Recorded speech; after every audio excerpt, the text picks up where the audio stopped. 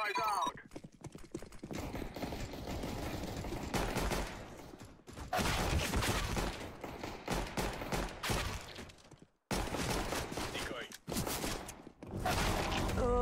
That was beast.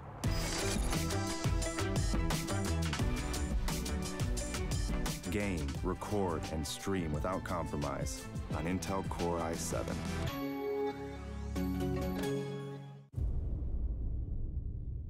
The ESL India Premiership 2018 has 3 seasons: summer, fall, and winter.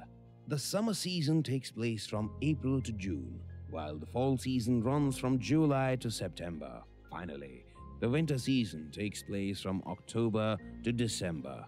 Coming to tournament formats, each season is divided into 3 tiers: the professional tier, the Master League; the semi-professional tier, the Challenger Series; the Open tier, the Starter Cups. Moving on to the frequency, every season in the ESL India Premiership 2018 will see 1 Master League, 3 Challenger Series, and 3 Starter Cups. The Masters League now hosts 12 teams and players. Meanwhile, the Challenger Series has 8 contestants and follows a double elimination format. Finally, the Starter Cups are now limited to only 128 participants, so make sure you register for the Premiership now. Once you register for the Starter Cup 1, you'll have to fight your way to the top. At the end of the phase, you will get promoted to the Challenger Series 1. You should try and maintain your position in the Challenger Series 1, 2, and 3. But this is no easy task. At the end of every phase, the bottom 2 contestants are dropped out. They are replaced by the top teams from the Starter Cups. Those who succeed in the Challenger Series are rewarded with promotion to the Master League. The top 4 teams will proceed to play in the next season's Masters League. Meanwhile, the Master League runs uninterrupted until the end of the season. The 12 champions will constantly try to establish their dominance over the others. But at the end of a season, the bottom 4 teams are relegated to the Challenger Series, while the top 4 play at the land finale for the top prize. ESL India Premiership 2018 begins in April. The registrations are on, so make sure you sign up now.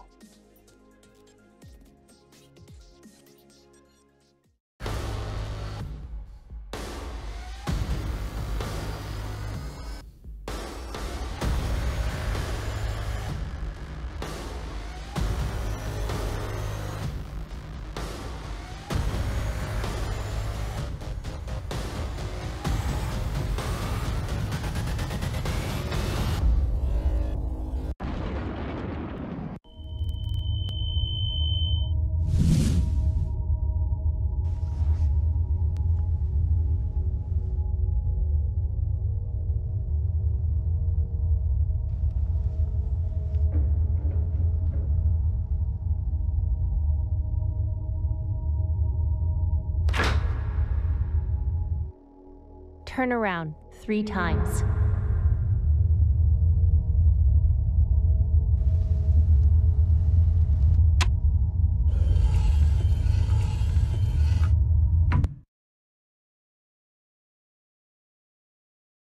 Start shooting.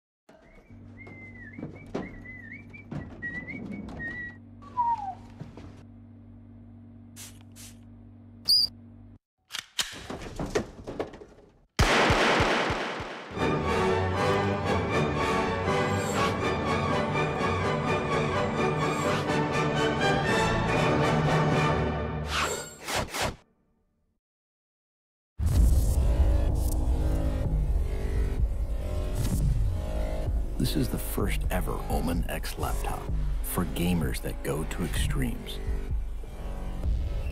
Gear up with a machine designed for total domination and engineered for gaming in stunning 4K. Equipped with the latest Intel Core processors, it gives you the power to be relentless.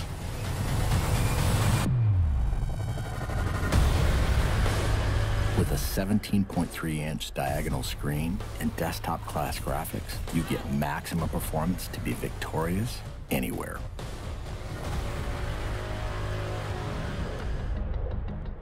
With multiple fans and large exhaust vents, heat is transferred away from critical components for dynamic overclocking. Ramp up boot times, game loading, and overall system responsiveness with optional RAID 0 SSD configurability.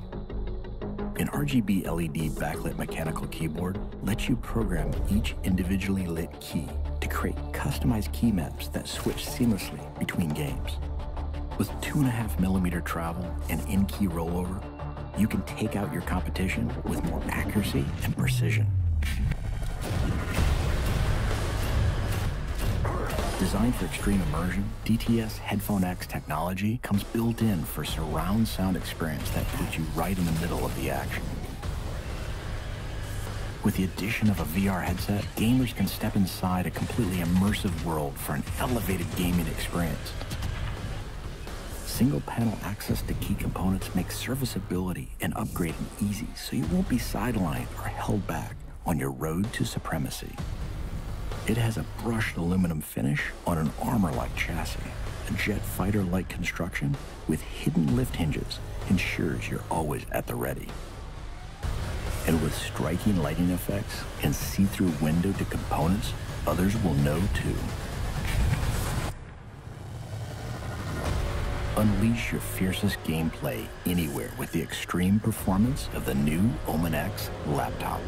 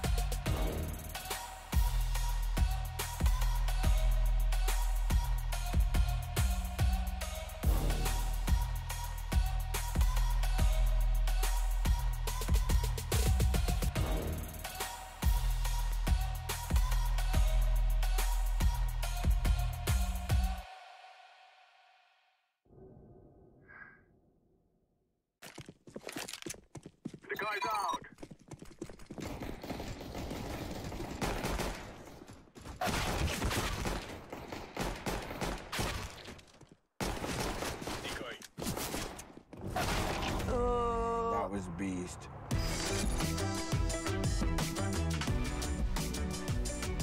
Game, record, and stream without compromise on Intel Core i7.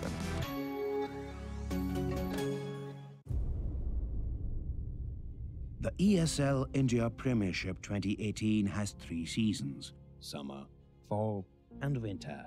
The summer season takes place from April to June, while the fall season runs from July to September. Finally, the winter season takes place from October to December. Coming to tournament formats, each season is divided into 3 tiers: the professional tier, the Master League; the semi-professional tier, the Challenge.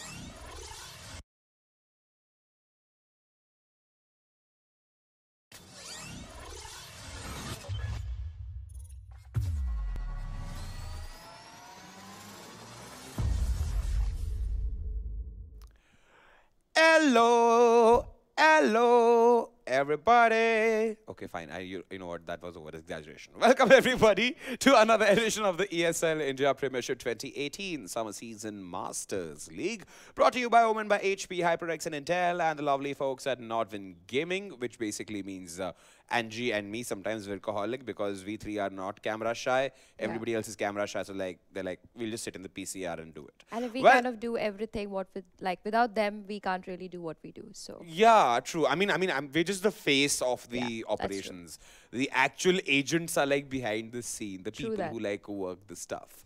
But talking about working the stuff out, I am pretty sure the 2 players who are going to have a showdown against each other have definitely worked out their battle decks, because this is going to be some intense firefight. yes. Isn't that right, Angie? That is definitely true. I mean, today the 2 players who are playing are sitting on top of the board. They both are players who've been playing the ESL for 33 days now. If we just talk about the summer season, and they're coming with so much experience, which they have learned and done over and over again with so many different players. Today, for the first time ever, they're going to battle against each other. And I mean, I'm excited. I'm so excited about this. Yeah, it's very interesting. In fact, without wasting any further time, let's quickly take a look at the first player we have, Sushil Abhi.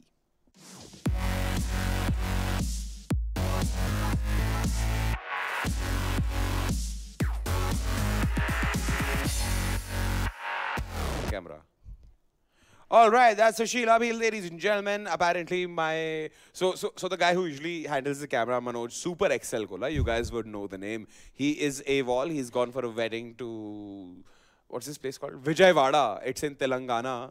I always confuse Telangana with I believe Telangana and Andhra Pradesh are still one. I don't know why my head is like warped like that. But at least you got Vijayawada correct. Yeah, that's there. So he's gone to Vijayawada, and we have our flow manager who's doing the camera, who has absolutely zilch idea on how camera works, even though his forte is camera. Well, that brings you up to date with the kind of people we have in the PCR. Funny, lovely, but then they're like a flow manager. Moving on, Sushil Abhi. Sushil Abhi, the guy at hand here. Yeah. Angie, tell me more. He is sitting 4th on the board, looking pretty sorted to make it to the land finale. He's secured 15 points for himself, which is pretty good. He's won 5 games, lost 4 games. He's a little aggressive in his deck. He likes to play the Hog Rider. Now, the Hog Rider is one of my favorite cards, too. Exactly, and that's how Hog Rider sounds, and that's exactly how Sushil plays him. He knows his placement correctly, but today he's playing against somebody who knows how to counter that Hog Rider really, really well. Is it possible to ride hogs in real life? I'm wondering. I doubt that. Is it possible, like those big boar kind of things? Can you sit on them and just jump around like yelling Hog Rider with a hammer? I think we should try that out once. We should do that. That'd be that'd be cool. Yeah. That'd be super cool. In fact, while we're at it, let's quickly take a look at the second player in question, Arpan Christian.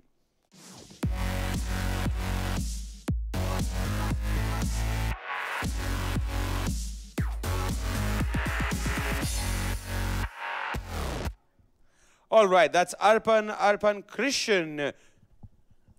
Dab monster. I don't know why. Each time I see this guy, I want to dab myself.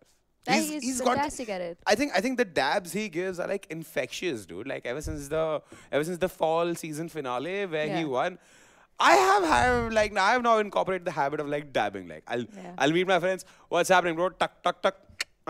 I like what? My friends are like, what is this? What's happening with you? But okay, chucking the jokes aside, Angie, what do you have to add about Arpan? Arpan, of course, being the summer and the fall season winner. He's also the defending. I wouldn't say he would have taken the defending title but also. Mukul 8-bit Anchal got there came in first. between, but still, I consider Arpan a victory holder in all times. He's a champion. And as we talk about him being a champion, he's also sitting with 21 points. He's taken 7 victories for himself. He's taken 2 losses. And surprisingly, the 2 losses that he has actually taken is to Seth and Beast. Now, Seth, a player who I would also say is an underdog in this matchup. But he's been sitting third on the board, looking pretty fine for himself. Defeating Arpan on the top puts a lot on his plate. Also, it says that if Seth can do it, why not Sushil? If a third place person can do it, why not the fourth? Now, talking about his gameplay, Arpan does like to play the minor card quite a bit. He does like to use the Expo quite a bit too. He also likes to have the 2 prints in his pile of cards. He likes the Dark Prince and the normal prince. If we look at the player's stats, the stats. I just saw the stats go live. So not much of a difference in terms of in terms of the trophies they've got. Only a 600 difference, which is in favor of Sushil Shah. What's really interesting is the amount of 3 crown victories, which is literally 1,000 more in case of Arpan. He goes for the overkill when he has a chance. In fact, when you play Clash Royale, just for the benefit of the people who have not yet laid their hands on the game, couple of things. A, I have started to become very like I've become better at the game. Angie can vouch for that. Although I'm still like way noob in comparison to Angie. Even I even ended up defeating Workaholic Virk. So anybody can win.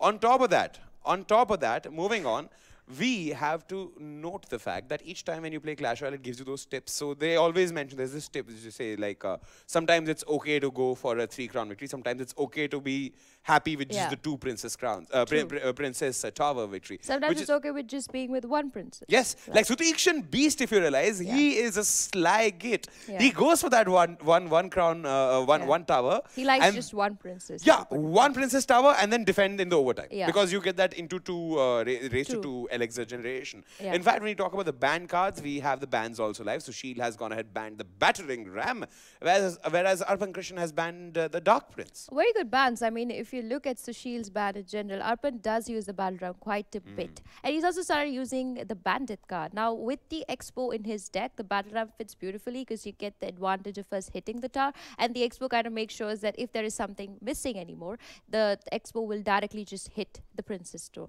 And if Arpan is going to follow that concept, it's a good thing that Sushil has done his homework on him and he knows that he's not going to play it. Talking about the Dark Prince ban, I mean, Sushil is the kind of player who likes to play aggressive. He likes to set maybe one big golem followed by a group of goblins. And that's where the Dark Prince comes very useful because he does the splash damage that is required to make sure that if anything comes your way that is multiple units, he's got something to deal with.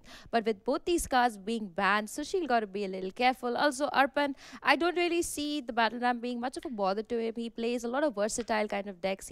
The first game, I could see Sushil taking the victory because Arpan also wants to just study how Sushil really plays. But the second and third game is where Sushil got to be very careful because Arpan can change his deck according to whatever his mood is. And if he decides to play the golem, I hope Sushil is ready to really take down that golem. Well, interesting. This would be an interesting match altogether. I'm really kicked about seeing it. In fact, more than me, I know one person who's going to be double kicked about seeing it. And I'm not mentioning a pun on the size of the person in terms of the length of the person from toes to head. I'm talking about our gentle giant, my man, Gotham Workaholic Virk, who's going to be casting this game. So over to you, buddy.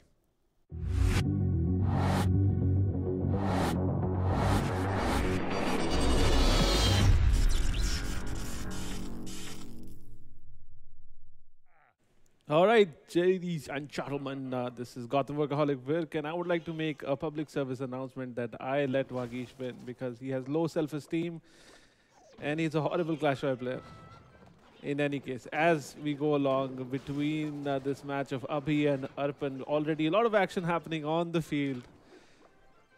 And we see 2 banned cards. We see a Ram getting banned, and that's a Ram and Dark Prince, actually. So both these cards, very crucial cards, actually. We've been seeing them a lot, being played a lot. And because of this Ram ban, we've seen quite a few weird units coming out. Not weird as such, but Inferno Tower, you don't get to see that a lot nowadays. A lot of people actually preferring the Inferno Dragon instead of the tower. So because of this, I'm guessing that some changes have been made. Few weird cards we're actually gonna see the Minion Horde being played, which is again something that we don't see very often in the Masters League here of Clash Royale. Talking more about the players, Arpan is the winner of last year's summer and fall finale. He did lose to 8-bit Mukul in the winter finale, which is happened in December 2017. Abhi has been a fairly consistent player throughout the Premiership, however, not making a lot of big noises during the LAN event. So here we go. Arpan has the motor and the Hog Rider for pushing also. And what does Abhi answer this with? He has no answer to this. He's actually going to full-on take this Hog Rider's full brunt there, and Hog Rider's got actually 3-4 hits off, bringing the tower down to 900 health. On the defense side, he had a log to counter that Goblin battle, so he saved his behind as best as he could. But can Arpan get some value out of the motor? And that's what we are going to see now, because Abhi has plenty of cards to kind of take down the motor, and he is going to be trying his best. Now the Fireball had to be committed for the Minion Horde. And now his own Minion Horde comes out, which is trying to take care of the Hog Rider ideally first, and now facing off against the motor, taking it down again. So quite an interesting change of decks here. It's quite nice to see a few different decks here. Inferno Tower placed defensively to tank the motor, and a very offensive push being committed, and the Hog Rider will be able to get just a single hit off. So nicely defended there thanks to the zap, and a nice log also comes in. So another mortar being dropped down. Hog Rider, not distracted by the Inferno Dragon, will go straight for Abhi's tower, taking game one in his possession. Arpan taking that game at the very end finally. 1-0 score for Arpan, and this is a best of 5. This is the ESL India Premiership, owned by HP. We are powered by HyperX, Intel, and organized by Nodwin Gaming, and of course ESL.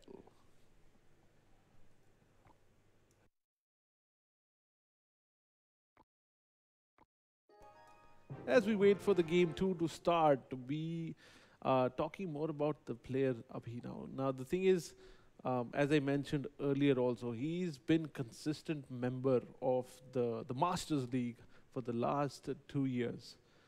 However, he's not had a great performance going into LAN events, so I'll be quite interested to see if he can make it to top 4. Arpan is an ideal candidate for this time to make it to top 4, so definitely looking forward to seeing him in the LAN.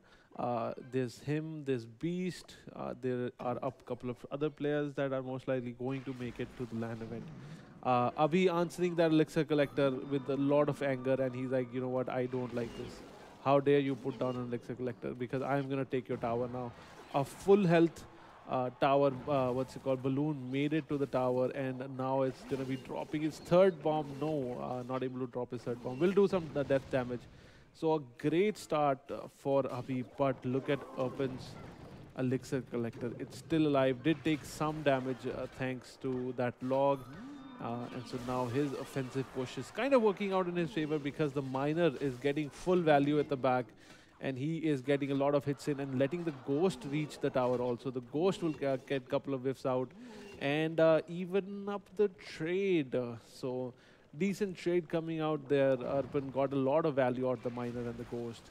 So we're kind of evened out here. Arpan you might say he's a bit ahead, and another Elixir Collector now dropped here.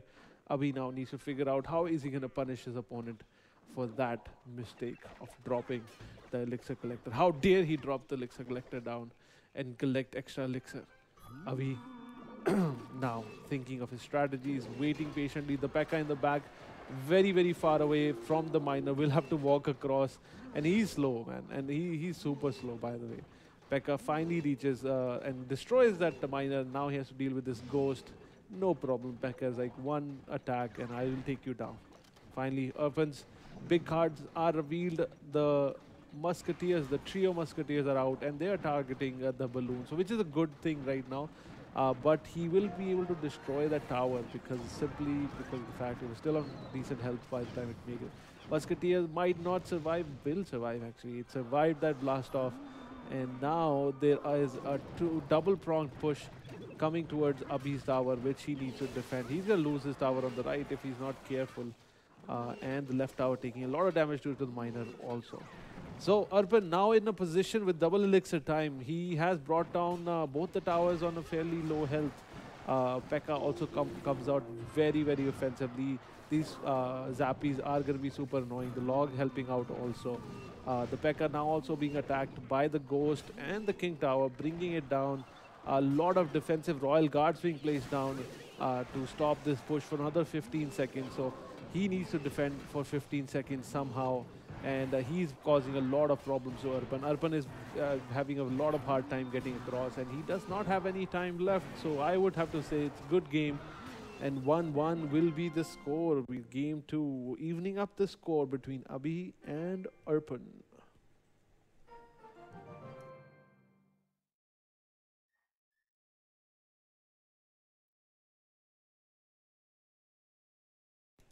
All right, so this was game 2. 1-1 is the score. Remember, it's a best of 5. See, we have a lot more games to go, so we have nothing to worry about. But there we go. Let's get into the next game. This is going to be the third game of this best of 5 between Abhi and Arpan. So Abhi is at the bottom. He's in blue. Arpan is in the top. He's red. And Arpan opting up for another elixir collector. This time, Abhi has the right answer. And the answer is the fireball. Quickly bringing the elixir collector down to low enough health. Good trade there.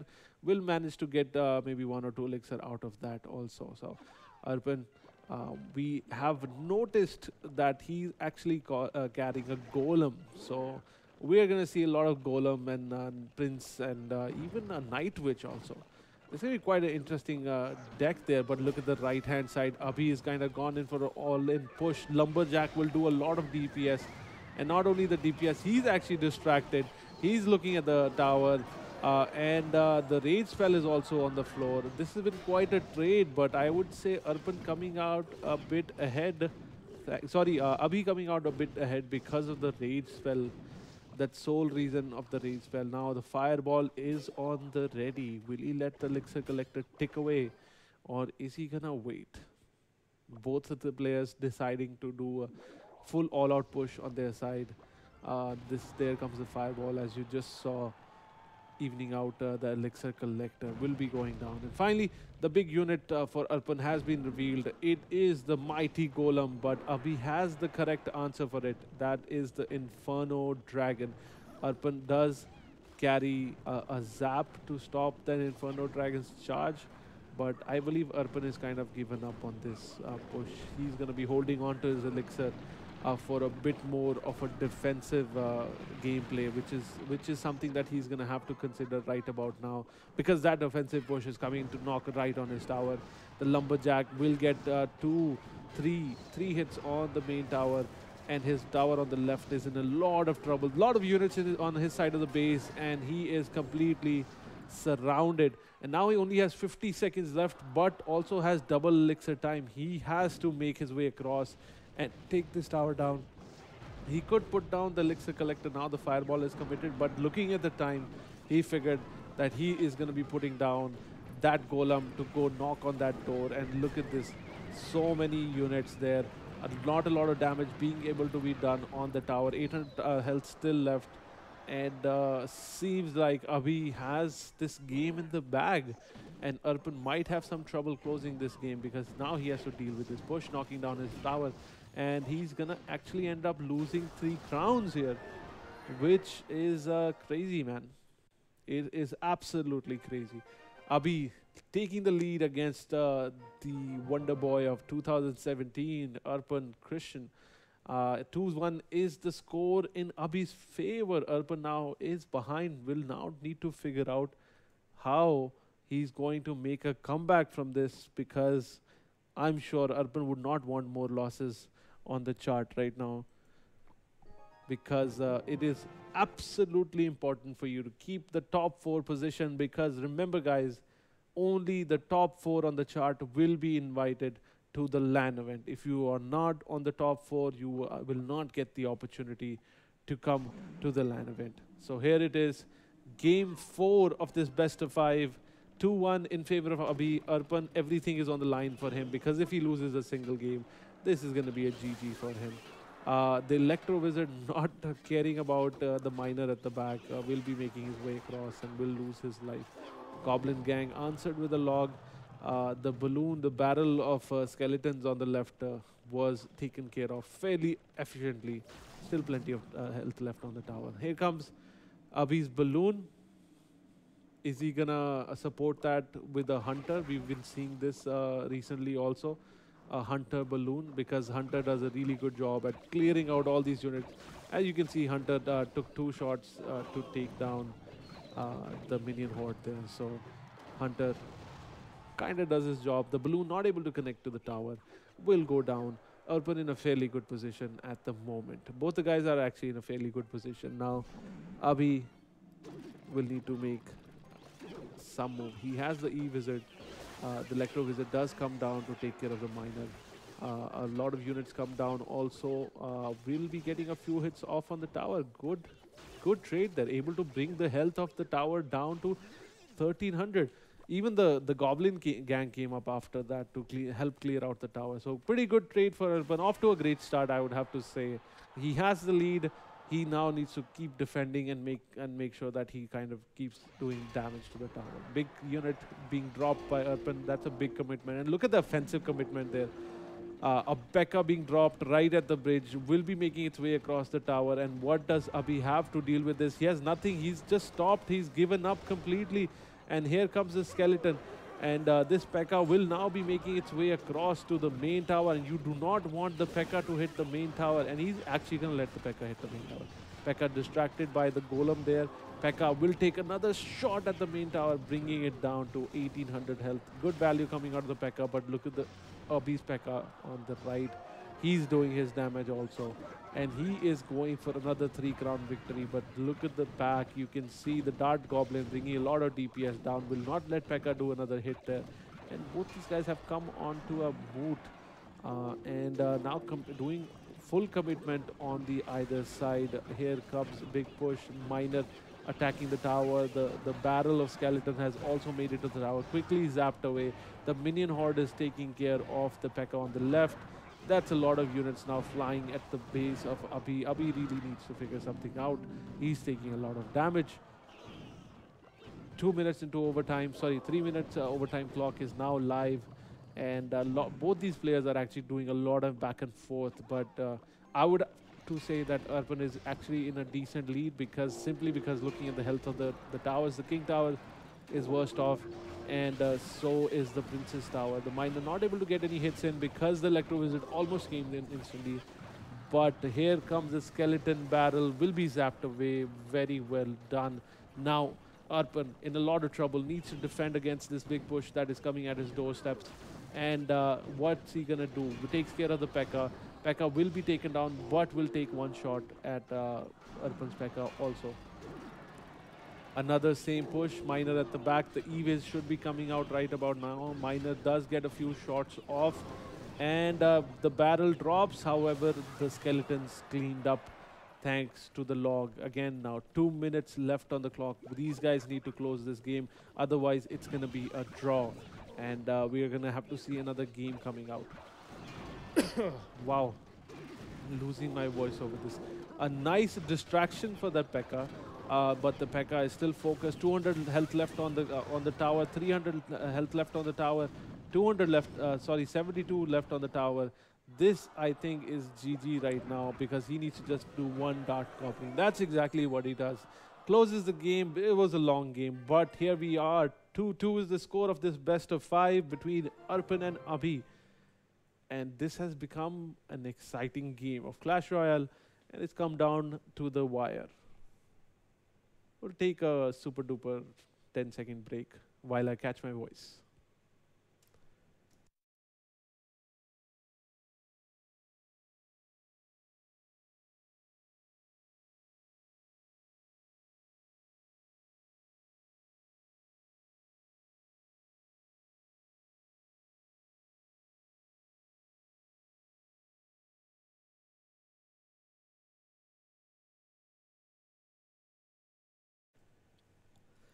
All right, so we are back, and this is going to be the 5th game of this best of 5. Now, this is an opportunity that not every caster in India gets. We are going to be going into game 5 of this best of 5. It has all come down to this, and I am liking what I see on Arpan's side. It's a very nice deck, and I think that there is going to be a Hog Rider maybe on this deck, or maybe even a couple of other big units. But on the Abhi side, he's kind of signed up for the same deck that he had previously.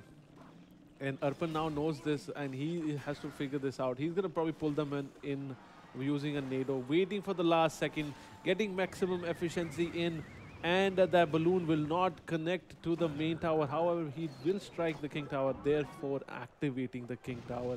And Arpan's big plan of this game is Graveyard and Poison, ladies and gentlemen. And here comes the Graveyard, here comes the Royal Guards. They will pass out right about now, but the Electro Wizard also committed to stop that push. However, few stabs being taken at the Princess Tower by the skeletons that came out of the Graveyard. So Arpan has revealed his big game plan, and Abhi knows exactly what his opponent has in mind, and Abhi now needs to play carefully, because if he overcommits, Arpan can always punish him with that Graveyard and Poison, and he has seen the sample of it. He's shown his opponent the sample of what to expect. And after that P.E.K.K.A commitment, Abhi decides to put his own 7 elixir cards on the right, and Abhi is actually going to completely ignore it, and he is going to be committed to the push on the left. He's going to be putting up a lot more units behind that P.E.K.K.A, and here comes the armored minion there. The Mega Minion is out.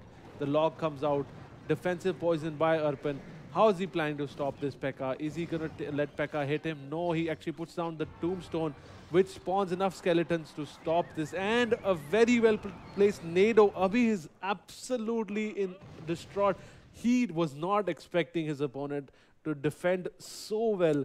That push completely stopped. Arpan now realizes he will be behind an elixir, places a defensive Graveyard. That P.E.K.K.A is going to be in loops. He won't know where these skeletons are coming out for. And he is completely scared. He doesn't know what to do. Abhi, well played coming out. And Arpan is absolutely being a beast right now, defending these pushes that are coming out of Abhi. And Abhi seems to have no answer for this game 5. Arpan taking this away. Only 18 seconds left on the clock. That balloon will not reach, and Arpan's towers are completely in full health. Well played coming out of Abhi, and he has successfully lost this game. Arpan has taken this game completely out of his hands. Game 5, what a finish for Arpan. This is an absolutely beast of a game. I really enjoyed casting this best of 5, and I can't wait for what the studio has to say about this game. So I'm going to pass it on to our not so great player of Clash Royale, Vagish and Angela. Take care, guys. Bye-bye.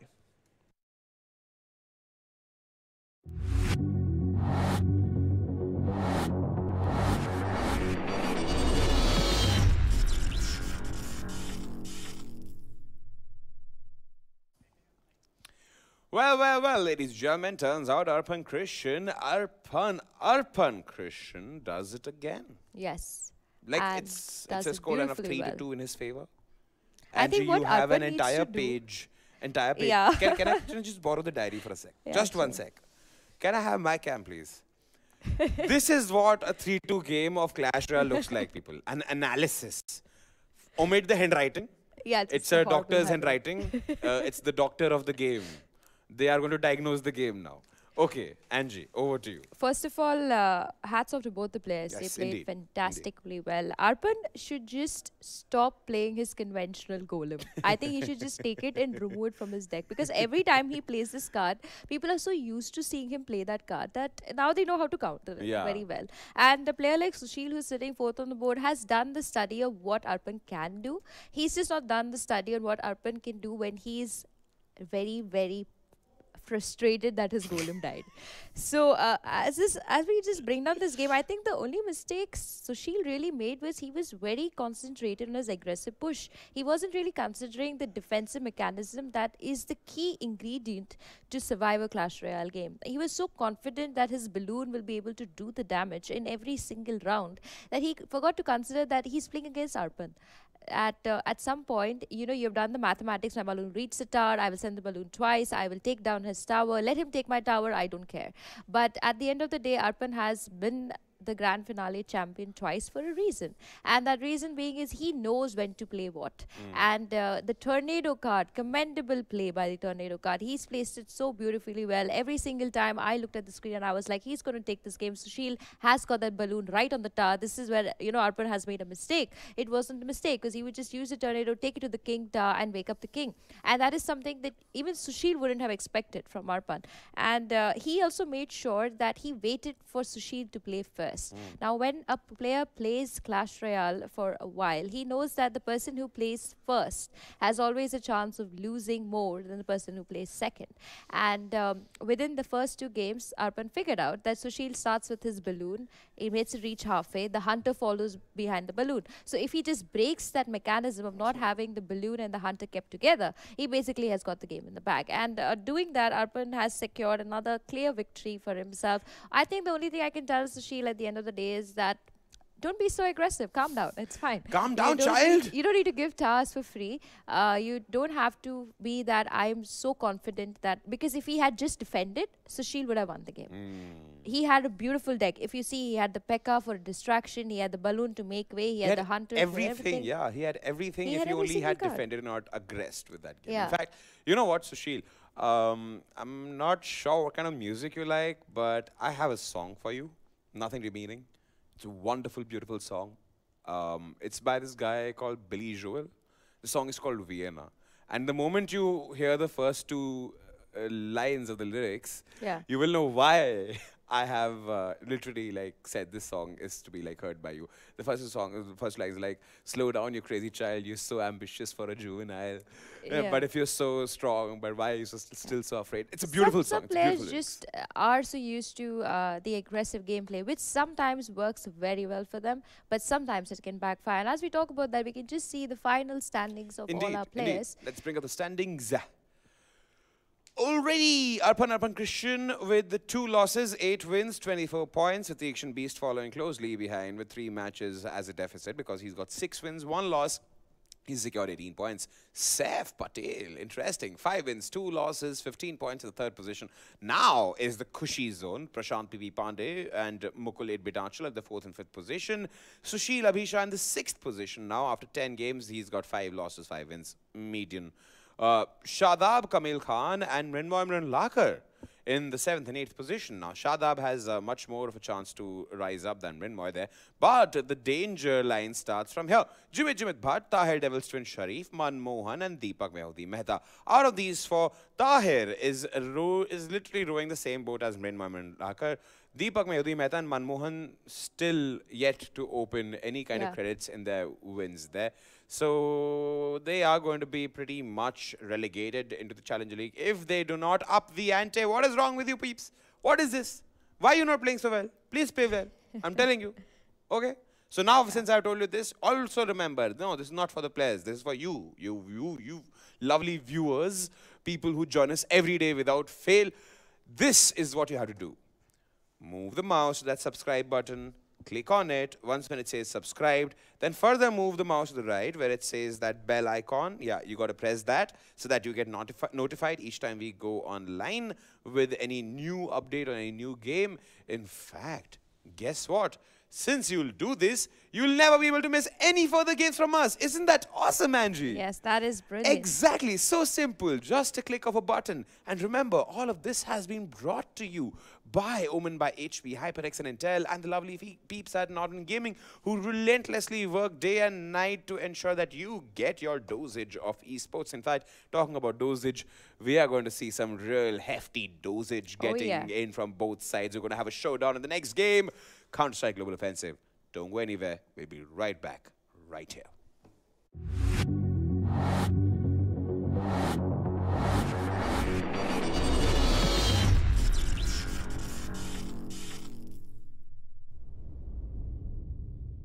The ESL India Premiership 2018 has 3 seasons: summer, fall, and winter. The summer season takes place from April to June, while the fall season runs from July to September. Finally, the winter season takes place from October to December. Coming to tournament formats, each season is divided into 3 tiers: the professional tier, the Master League; the semi-professional tier, the Challenger Series; the Open tier, the Starter Cups.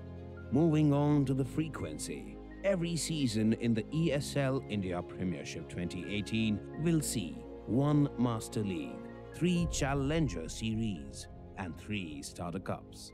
The Masters League now hosts 12 teams and players. Meanwhile, the Challenger Series has 8 contestants and follows a double elimination format. Finally, the Starter Cups are now limited to only 128 participants, so make sure you register for the Premiership now. Once you register for the Starter Cup 1, you'll have to fight your way to the top. At the end of the phase, you will get promoted to the Challenger Series 1. You should try and maintain your position in the Challenger Series 1, 2, and 3. But this is no easy task. At the end of every phase, the bottom 2 contestants are dropped out. They are replaced by the top teams from the Starter Cups. Those who succeed in the Challenger Series are rewarded with promotion to the Master League. The top 4 teams will proceed to play in the next season's Masters League. Meanwhile, the Master League runs uninterrupted until the end of the season. The 12 champions will constantly try to establish their dominance over the others. But at the end of a season, the bottom 4 teams are relegated to the Challenger Series, while the top 4 play at the LAN finale for the top prize. ESL India Premiership 2018 begins in April. The registrations are on, so make sure you sign up now.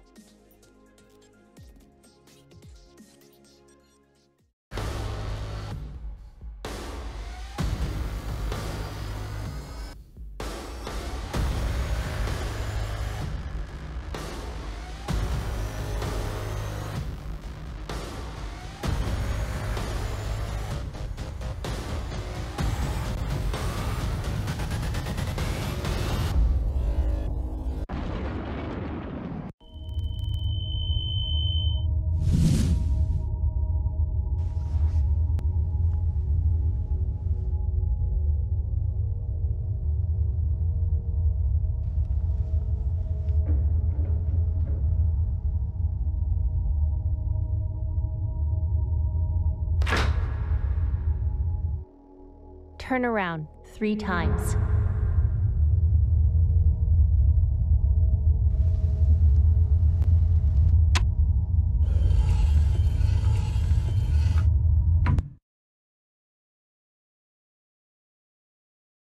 Start shooting.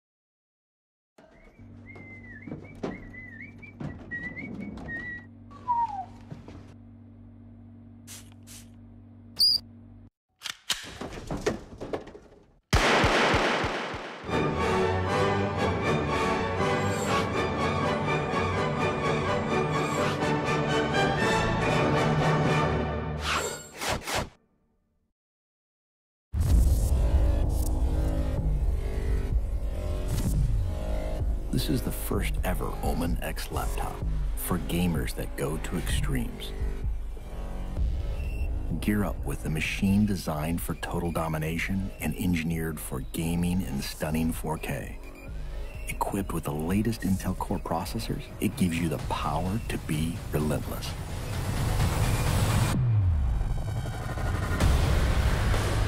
With a 17.3-inch diagonal screen and desktop-class graphics, you get maximum performance to be victorious anywhere.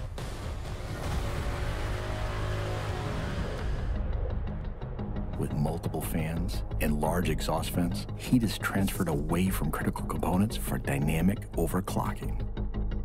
Ramp up boot times, game loading, and overall system responsiveness with optional RAID 0 SSD configurability. An RGB LED backlit mechanical keyboard lets you program each individually lit key to create customized key maps that switch seamlessly between games. With 2.5mm travel and in-key rollover, you can take out your competition with more accuracy and precision. Designed for extreme immersion, DTS Headphone X technology comes built in for surround sound experience that puts you right in the middle of the action. With the addition of a VR headset, gamers can step inside a completely immersive world for an elevated gaming experience. Single panel access to key components makes serviceability and upgrading easy, so you won't be sidelined or held back on your road to supremacy. It has a brushed aluminum finish on an armor-like chassis. A jet fighter-like construction with hidden lift hinges ensures you're always at the ready. And with striking lighting effects and see-through window to components, others will know too.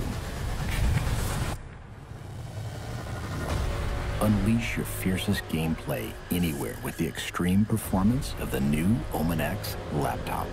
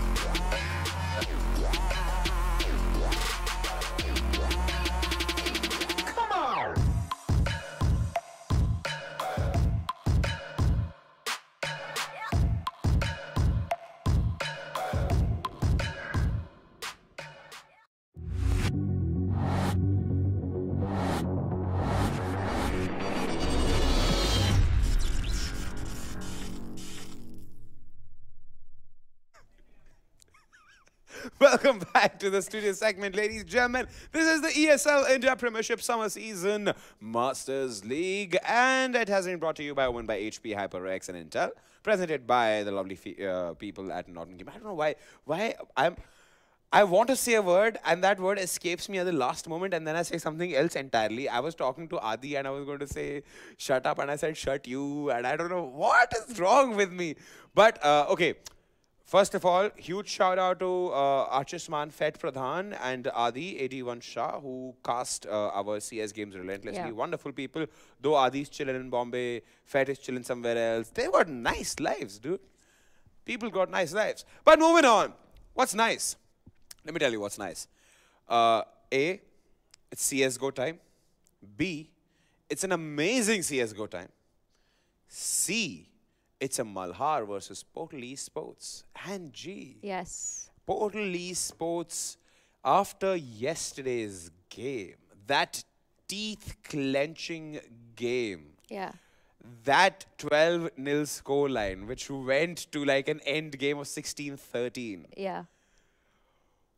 I expect fireworks from Portal Esports. I will again support them. In fact, before we talk about anything else, let's start with the team introductions, because I don't want to waste any further time there. Let's start with Malhar first.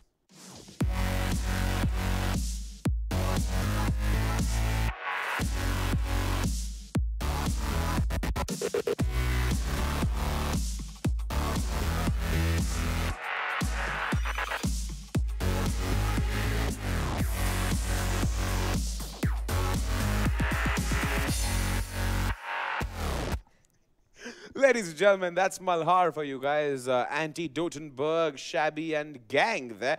Pretty interesting team. Pretty interesting team. In fact, a lot of people say that if given the apt amount of time in game, this team can topple you over irrespective of how good you are. Definitely. I mean, every team in Master League could be given the same line. But talking about Malhar and their interesting lineup, they do sit as of now 9th on the leaderboard. They've been able to secure 2 victories, but they've also faced defeated 4 times. And today is one of those days where also Portal, as we talk about them, they sit 5th on the board. They've had quite a mixed run in the ESL India Premiership. I mean, they take down the big entity Gaming, and then they face a loss to Intensity Pune 5. And today, looking at them, I really don't know how this team is going to play, because they have had the highs, but they have also seen the lows. Yeah, they've seen the lows. And they are the top contenders from Pakistan. So I'm hoping to see them perform exceedingly well today. Always when you lose a match, you come back stronger the next day and you're ready to really, really show where you stand. This also comes down to how the map veto goes to me. Indeed, indeed. In fact, talking about the team from Pakistan, Portal Esports, I'm going to take it upon myself to say this out loud. Since nobody else would say it, I will be the harbinger of this information. I am looking forward to host Portal Esports in India. Definitely. I mean, come on, it's about time. Just like, you know, cricket, we've hosted Pakistan so many times for our World Cups. Done. Cricket is so last year. Let's bring in the future of sports. We're talking about esports here. It's about time Pakistan got hosted by our country. It's about time we got some firecrackers rolling in on our country's land. And people should see how great both the countries' teams are when it comes to esports. It's not just India. It's not just them. Both of them are at par. Sure, I would love to host them. In fact, let's take a look at Portal Esports.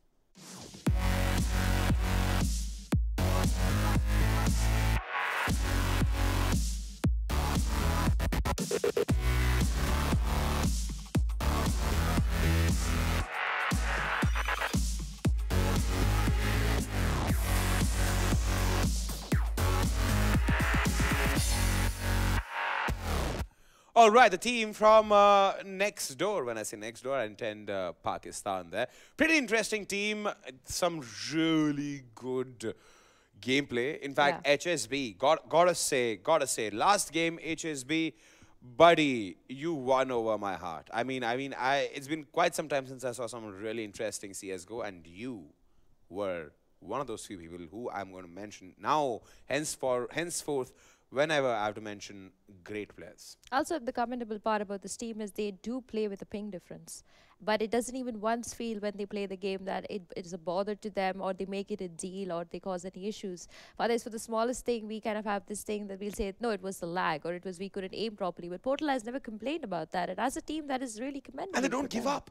They don't give up. A 12-0 scoreline will make any of the strong teams think twice. True. They never thought twice. They went for it. They knew it was do or die, and they were going to do it. Yes. Before like dying out in the game, they would have done it, and they did it. Yeah. Respect for that. In fact, map pick veto is on right now. Let's see what's in store for us. I'm pretty sure it's Inferno.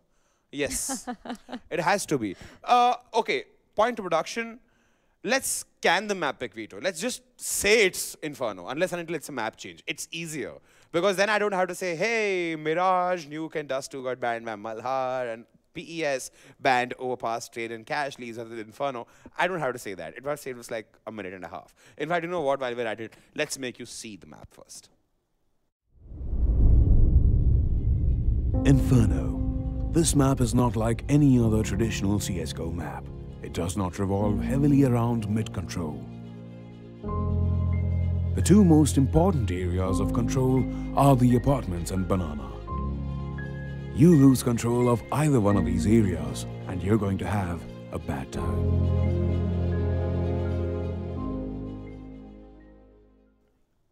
All right, ladies and gentlemen, that's Inferno for you guys. I have zero idea why would you label a map Inferno when there's no fire. Like, Inferno is meant for something like fiery, you know, like it's blazing fire. But this is a totally different thing. I think Adi and Fed are so fed up of casting the same map over and over again. Yeah, I'm pretty sure one day Adi is going to lose it, and he's going to like get like people at ESL and everybody like ban this map. Like, enough. This map is going to be made the national map of India, and that is going to be bad. Because you should know, Angie, like there was a time when Dust 2 was like the go-to map. Yeah. Now this is becoming the go-to map, and Adi is not really liking it much. But moving on. Like I've said, this map is a strat-heavy map. You gotta either take control of Banana or the Aparts. If you fail to do so or fail to exercise control, you are going to suffer defeat, a heavy defeat, or at least some heavy casualties if a well-timed, well-placed rotation comes by your way. But right now, Archishman Fetish Pradhan and Aditya Edivan Shah are going to be casting this game. So over to you, gentlemen. Take it forward on your favorite map.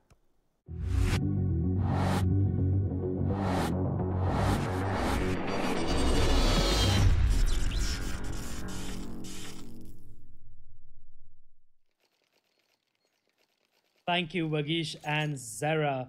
Yes, it is time for Malhar Esports. Actually, it's Team Malhar versus Portal Esports. It's another India-Pakistan game, and it's another game on Inferno. This will be the 18th Inferno, by the way, out of 42 games that have already happened in the Premiership.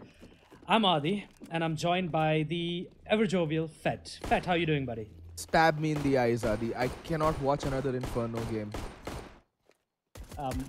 Anyway. Ever jovial, it seems, but Proud, he will get the opening pick, but he'll get caught on the retreat. Antidote hightails it out of trouble.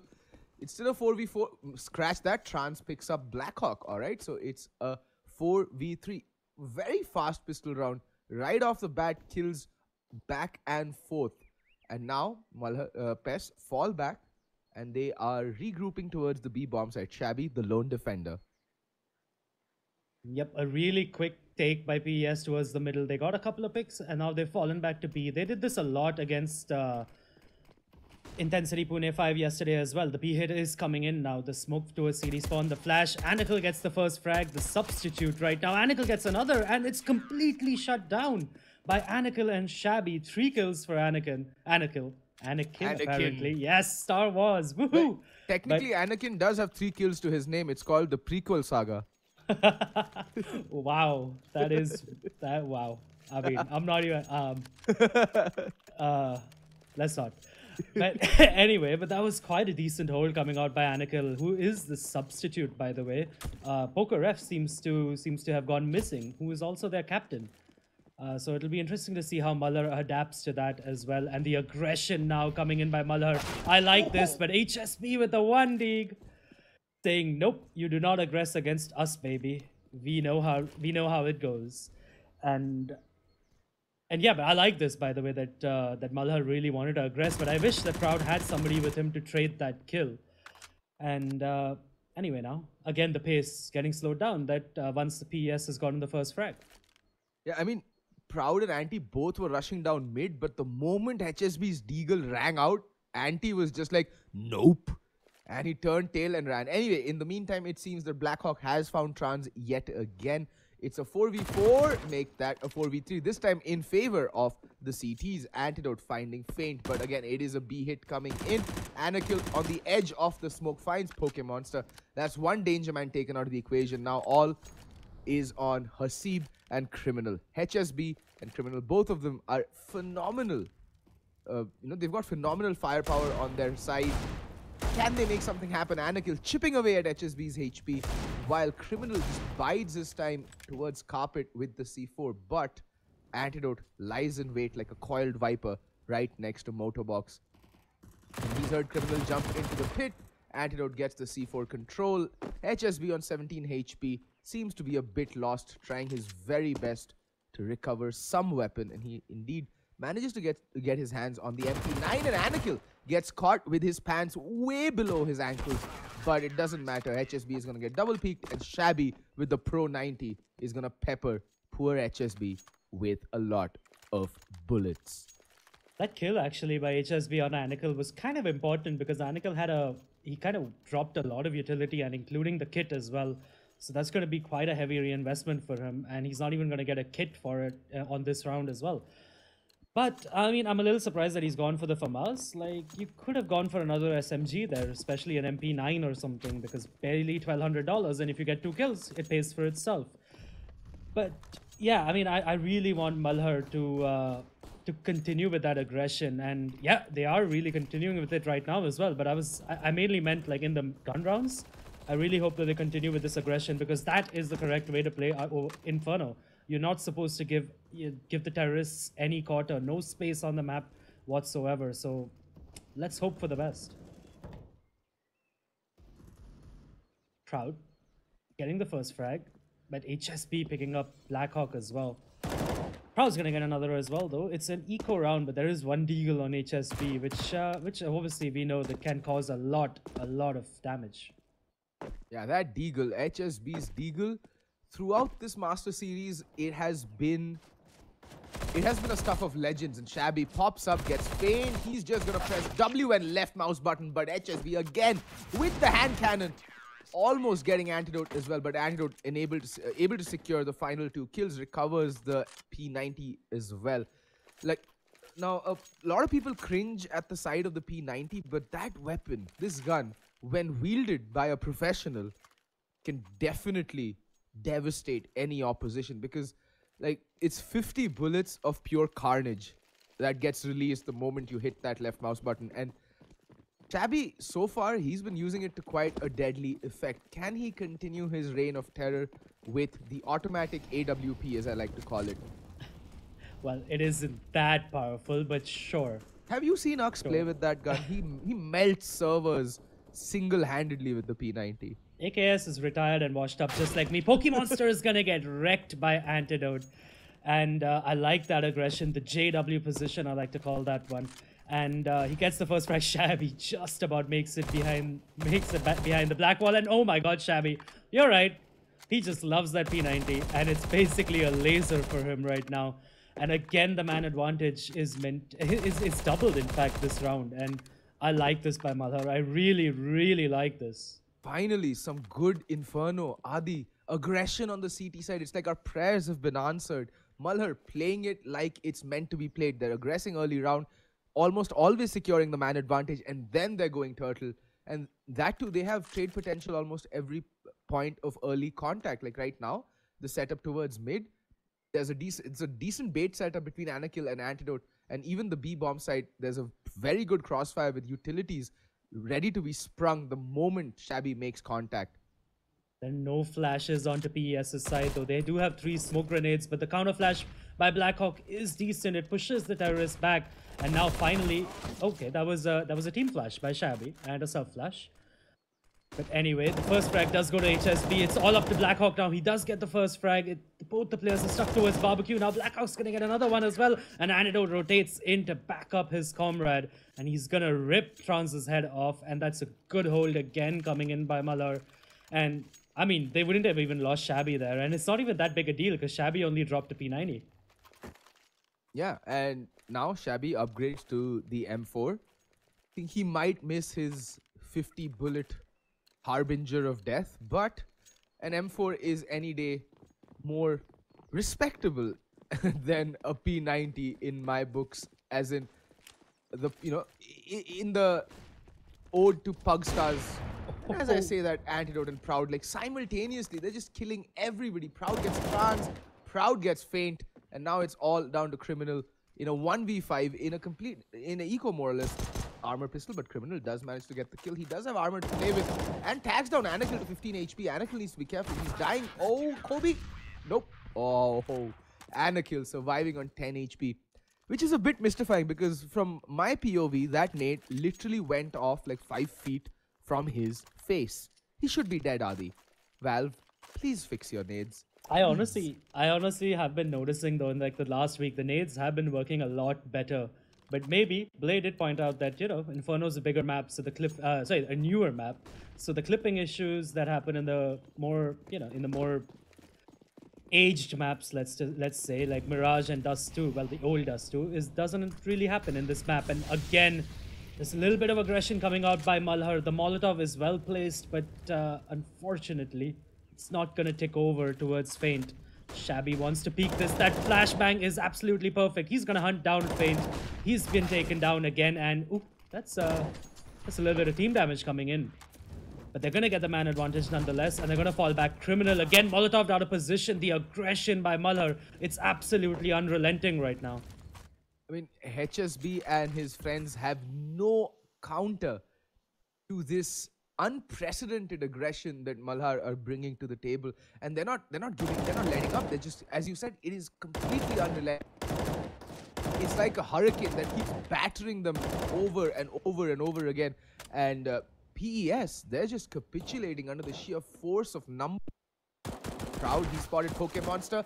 Still going to manage to land the headshot through the woodwork and try back thanks to that Molotov.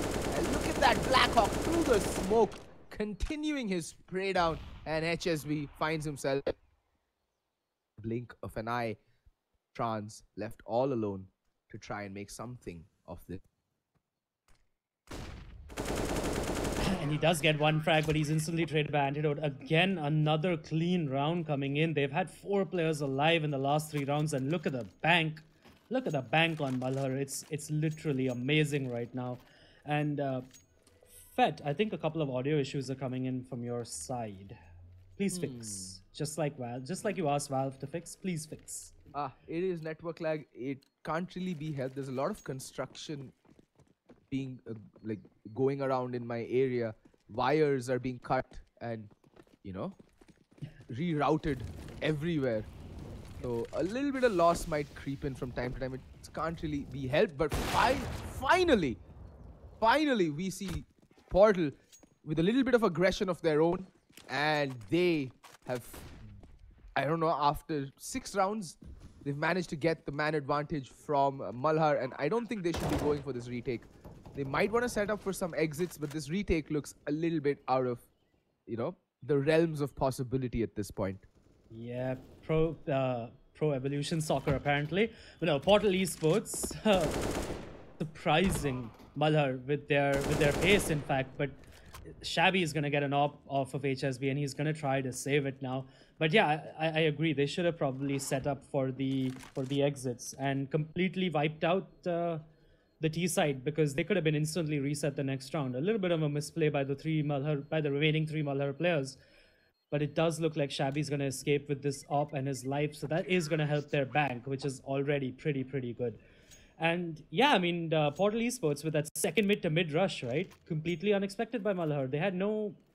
I mean, yeah, they had 3 players towards the banana, right? So when the 2 players at A fell down, there was nothing much left in that round.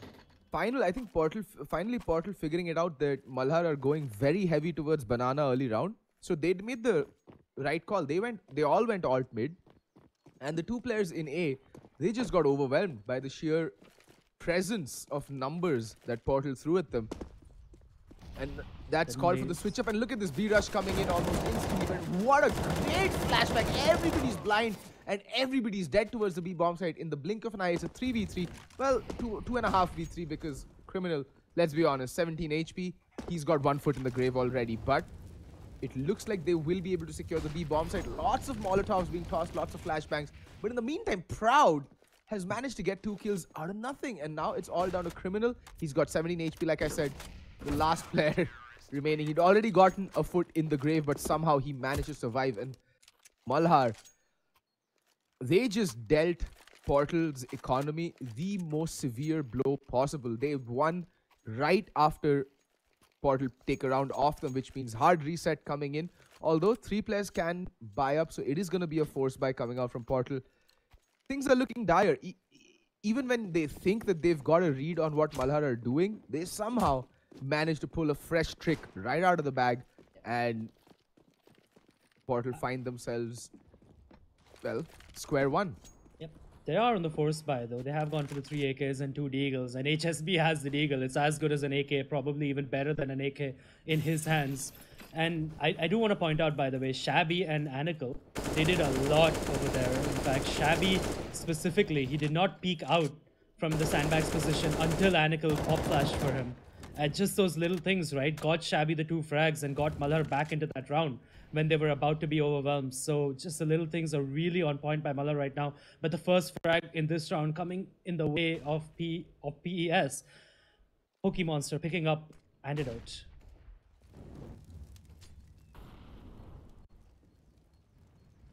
Thing is, right now Arch is a bit exposed, and Anakel coming in. Oh, okay then.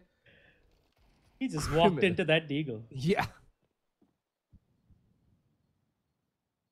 Proud really wants that frag, and Proud is really gonna get that frag as well. Spotting out the shoulder, but Pokemonster comes out of the balcony at apartments and takes out two of the players, and Trans with the lurk finishes off that round. And in fact, even Malhar now is sort of reset. Two of their players are gonna have to force buy into this. That's just the CT economy for you in CSGO, folks. Be careless for a couple of rounds and boom, all that money, all that moolah, all that dough disappears. It's like, you know, the Great Depression all over again for Malhar. No money, they'll have to force into this and go for broke. This is the round for them. If they lose it, Portal actually have a decent chance of posting a pretty good T-side score. And it's surprising, right? Yesterday, Portal's T-side was so good. Although, granted, it was aided by the fact that Pune 5 CT side was more or less non-existent. Like, Portal could just have been running around in an empty server with the bomb for all the presence that Pune 5 showed in their CT side. Yeah. And Malhar are definitely stepping the game up. They're showing Portal that, guys, we aren't someone you know, to be trifled with. We have a CT side. We have a game plan. We've thought about what we're going to do, and we're going to do it. Yep. And Malhar would have probably even noticed what Invictus did against Portal Esports and taken a few leaves out of their book. But anyways, after a little bit of a technical timeout, there were a few ping issues for the players. We're back. It's 7-2. Malhar still in the lead. And now again, Portal Esports getting the first frag, getting the opening pick onto Anacle this time. HSB at Banana. That's gonna... Portal Esports knows this, that now there's going to be a reaction coming in by Malhar as well. They need to get, at least equalize that that disadvantage. If not, get a man advantage in their own case. And Blackhawk seems to have timed out. No, I think he's back. He's back. He's running around, jumping around. Proud does get the frag onto Pokemonster as well. I mean, okay, there's a little bit of confusion right now. Malhar wants to call for the dot stop, but it's not going to happen because the first frag had already gone towards Portal Esports. And Trans is going to pick up Shabby with a knife out. I mean, that's just absolutely silly. I mean, they should really know the rules. But Blackhawk, ooh, spot out Trans. Ooh, he's going to be traded out by HSB though. He's going to peek out. He's going to get the frag. Criminal is going to come in and going to get the spray down on the antidote, but the transfer is not good enough. Proud's going to pick up Criminal. And he's just going to try to save this AK-47 now. But yeah, I mean, this round was a little bit of a... It was a comedy, actually, this round. Yeah, unfortunate there for Malhar. They did have a player timeout in the middle, but he was able to overcome his network issues midway through the round. But the problem is that the first kill had already come in. And as the rulebook says, if damage has been dealt, you cannot restart a round. And I think it is the, you know... It's a fair rule in my opinion. It's basically something to go by anyway. Proud does find HSB. That's another gun taken away from Portal Esports. Their economy still not being allowed to flourish, but Malhar's is now quite definitely in the dumpster. So this is gonna be an eco, but before that, we are gonna pause the game and well, while they discuss why Portal Esports didn't oblige with their dot stop as well, with the agreement that the round would be replayed. And yeah, they're gonna go in as well now. Malhar is probably gonna call for a tactical timeout as well. Oh, it's Portal Esports who've called for the tactical timeout, in fact. That's a bit of a surprise. I think someone's VPN subscription ran out or something. I want to know what VPN do they use that during every game somebody or the other's subscription runs out. I really want to know. Like, I've only found monthly subscriptions or daily subscriptions. I've never seen like hourly subscriptions where they run out, right? So, I mean, we used to use them all the time, by the way, when we used to, when I used to play for Brutality, we used to play on ESEA servers, right? And for some reason, we would get 60 to almost everything in Singapore, except for ESEA's Singapore servers, where we would get 200. So we had to use a VPN as well to bring it down to 70 ms. And talking about ping anyways, by the way, Portal Esports ping is about, for at least 4 of their players, well, 3 of their players, is about 20 to 30 ms lesser than it was yesterday against Intensity Pune 5. So it remains to be seen if that's going to help them in any way. I mean, yeah, ping is a big factor when it comes to professional esports because... And it was quite evident yesterday because a lot of the Portal players seemed, to react a bit slower than what you'd expect from them. And I think one could attribute that, delay in reaction time to the ping that they were experiencing. But, well, all said and done, network issues aside, Pokemonster, he's going to be marking for that apartment push. And it does seem like Shabby and Proud are going to be holding aggressively. And that's a really nifty boost. Pokemonster needs to be careful. Like, if he's not, he's going to get his head clean ripped off his shoulders the moment he peeks that smoke. The question is, will he be going peeking? The thing is, I also like the fact that, Proud and Malhar have the audacity to go for this aggro play because they know that they have to make the plays right now. And Antidote just making a lot of noise towards Boiler and Criminals like, I'm not going to buy into that.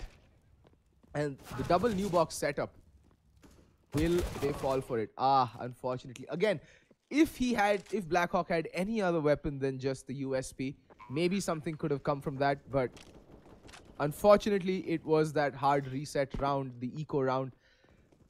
But not all is lost. They've got 2 rifles. Proud should be looking to save the AK-47. And with Shabby on an AK-47 as well, they actually have... They're looking at a pretty decent buy going into the next round, Adi. Yeah, I like that by Portal Esports as well, by the way. As soon as they realized where Proud's AK-47 was, they're like, let's go B. And they just ran into that, so why not? And yeah, Malhar is going to have a decent buy if they can hold these 2 AKs. But Portal Esports, they're on the hunt. And right now, and there you go, Proud is taken down and Shabby's going to be taken down as well. And I think Malhar now, they shouldn't really force into this. And I would like them to eco once more, but they're going to force into this anyway. They're going to be a little bit short on utility. And in fact, 2 for Masters as well. A distinct lack of M4s basically. And just 1 incendiary on there. But if they do play aggressive like they have for much of this game, it can work out. The low utility buy can work out. And considering, considering that they're really going for the aggression, the low utility buy may have worked out, but it looks like they've neutered the early aggression this time around and are going to be playing way more passive toward both the A and the B bomb side. The only place where there is some, enterprise being taken is towards mid with Antidote rattling off a couple of clips into the smoke. But look at Pokemonster. Look at where he's already is. It's 1 minute, 18 seconds left, and he's going to be pushing carpet. But Blackhawk, he's got Pokemonster's number. He's holding an offish angle on balcony. Pokemonster, if he goes peeking, if he overextends, he's going to feel it. Because Blackhawk will not be dropping the ball on this one. At least should not be dropping the ball on this one. 2 for Masters though, Adi. That's a sight that you never want to see. I know that for a fact. Yep, I agree. And especially now this really, really turtle setup coming in by Malhar as well. They do have 2 players up really close at middle. But it's just a fake. It's a nice boost and everything, but it's a fake. And PES is going to execute upon the B bomb side. And it's all down to Anakel and Shabby again to lock this bomb site down. But Antidote, he is rotating. The call has come in that they do think that it's a B play. And there you go. The call is going to come in. It's definitely a B play at this point. The smokes have come in. The flashbangs are going to rain in pretty soon. But nope. Looks like Portal Esports just wants to go in dry. And Shabby's going to get taken down. But Anakel is good for 1 kill. So is Antidote. An equal trade coming in right now. The spam. Wow, no one got any damage in that huge spray battle. Reminds me, in fact. Yeah, Antidote does get taken down. It's a 2v3, so very difficult to actually retake on the B bomb site with a man disadvantage, especially as the CTs. Trash that feint. Yeah. He looked away at the time, and Proud does get the frag, but Trance isn't there for the trade, and Blackhawk's there for the immediate trade as well. He doesn't have a kit though, Blackhawk, and that's unfortunate for him. Pokemonster's just going to bide his time and peek out, and there you go. He's going to get the frag, going to win the 1v1 against Blackhawk. And It's another round on the board for Portal Esports now. 5 rounds, and I'll tell you, it's already because, like I said, there was no aggression. The turtle setup, even with the 3 players at the B bomb side, it's really, really hard to hold. Yeah, the double turtle. I mean, I understand why teams in India are going for the double turtle. We saw it used to great effect by Cloud9 at the Boston Majors, where they'd play both bomb sites from the sides, not really aggressing. But what teams haven't realized is that it was a mixture of aggression, controlled aggression, and the fact that they generally tended to play 4 players towards the A bomb site, 2 towards Shelter, 2 towards Arches. And now Pokemonster, he's just going to pad his match IR stats, racking up some eco frags. Blackhawk next up on the chopping block. He does have a Deagle, and he's just as proficient with that weapon as HSB is. And Shabby steps up to the batting plate, and Shabby gets put down. Although he does do a lot of damage onto Pokemonster, he's down to 16 HP. Blackhawk could be, looking to pick up any straggling frags onto an unsuspecting Pokemonster. It all comes down to timing, and there we go. Pokemonster getting shot in the back as he lines up a flashbang. But both Anakin and Blackhawk are going to go towards the B bomb site, so yeah, the gamble isn't going to pay out for them right now, and PES has sneaked their way into the A bomb site unnoticed. And I mean, yeah, now Malhar and both the players on Malhar, they should really try to get some economic damage in, because even if you look at the scoreboard route, there isn't going to be any. Trans is waiting for it. He's going to spray down Anakin and Blackhawk. But PES's money now, finally, it looks good. But just the round prior to this, it wasn't really that good. So some economic damage could have helped. But now, Malhar, the full buy comes in. 4 M4s, all the utility they could want. And Antidote, the star player in Malhar, is on the AWP. And I really, really hope he goes back to that JW position and takes out Pokemonster, because Pokemonster has been quite a thorn in the side of Malhar in the past few rounds. And that has primarily happened because of the lack of any apartment control. It seems like Malhar only have an aggro set play towards Banana, but they have this. They're in the habit of ignoring apartment control completely. I mean, that's the sacrifice you have to make, right? You either aggress Banana or apartments, but better teams will have set plays for both so that they can mix it up. And Antidote, that's a huge kill on the bomb carrier, that too. And in the meantime, Blackhawk finds another kill onto Criminal. And this round has gone horribly wrong for HSB and his merry band of men, so far at least. The pop flash, though, does catch up Antidote, but Antidote is still going to get the frag while Blackhawk does fall to Pokemonster. Now, Antidote is bleeding out, but it is a 2v4 situation. And yeah, I mean, it's just PES. Again, they're going to bide their time. They're going to try to get a pick somewhere else before they can hit the A bomb site, actually. And Trans gonna get dinked down by Proud. He's gonna get annihilated by Proud, in fact. And the Pokemonster being pre-fired by Anakin. I like that. I like that. Right after the flash was seen, but Anakin, he's gonna overstep his bounds and he's gonna get taken out by Pokemonster, who is down on 41 points of health, though. Shabby holding the angle, mouse wheel. This is why you don't use mouse wheel for jump, Shabby. And Pokemonster is going to try to go in for the hunt. He is going to be taken down by Shabby, though. And 3 players alive for Malhar. It's not going to be the end of the world, but it is going to be a little rough on the economy, because they're not going to get all the utility they want into this last round. Yeah, that is a shame, because Malhar's fantastic aggression is centered around their utility play towards Banana. The Molotovs, the nades, the flashes, the smokes, all playing an instrumental role in securing them that map control.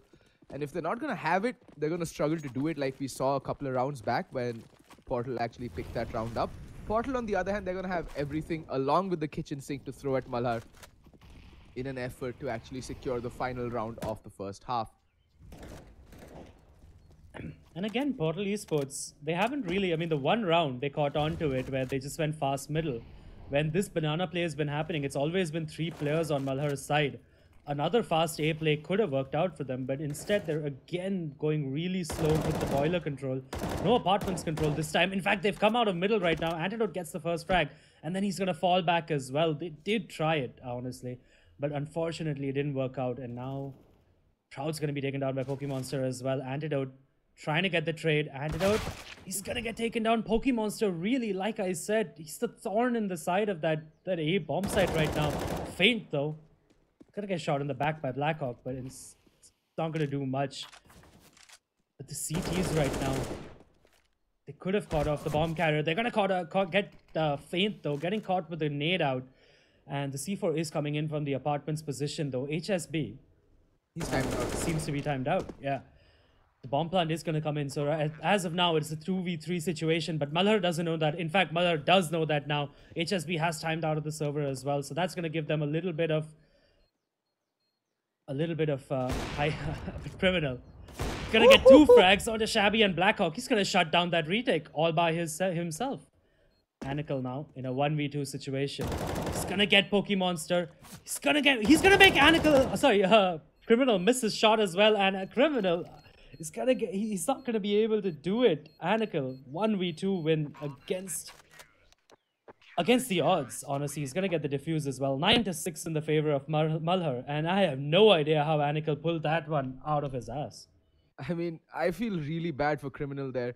The one shot that he needed to land to win that round, he missed, while he landed every other shot he took in that previous round.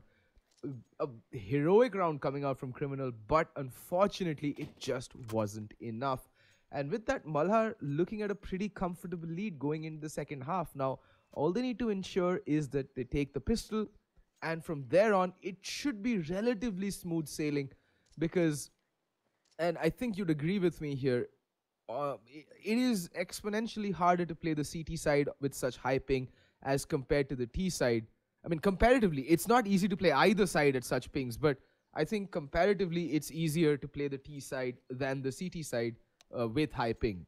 Yeah, I agree. And that's only the case if you are on the T side are controlling the pace, to be honest. Because if you're not controlling the pace, you can't really, you can't really take advantage of those pings. Like I explained yesterday as well on stream, Counter-Strike's netcode works in such a way that the interpolation, it'll make you, as a team, if you have a higher ping, it'll give you the advantage. You'll see the CT, assuming you're a T, way before, the CT can see you. So, again, now Malhar, of course, is going to get the advantage of that, because Portal Esports, generally on the CT side, you hold angles. You don't really aggress. But if Inferno's played the correct way, it really doesn't matter, because you'll be the ones trying to set the pace on the CT side. But anyways, HSB is back into the server. We're going to get into this pistol round. HSB is trying to aggressively peek, taking advantage of his ping, but he's not going to see anyone. And Malhar now, kind of, if they really picked up the pace at middle, it would have worked out for them, because, in fact, even now, there are only 2 players for Portal Esports on the A bomb side. Faint is rotating in, but the hit is coming towards Faint's side, the wraparound. There is no smoke. Faint, he's going to peek out right about now on the back, but Proud and Antidote have gotten a few frags, and Faint is not able to do anything from the back with the USP. It's something about the USP, man. Yeah, it's like a very fickle friend. Either it's gonna be your bestest pal and is gonna just land on the heads of your enemies like a homing missile fired from a UAV, or it's gonna be like a petulant child who's gonna throw a fit right in your hands and not hit anything.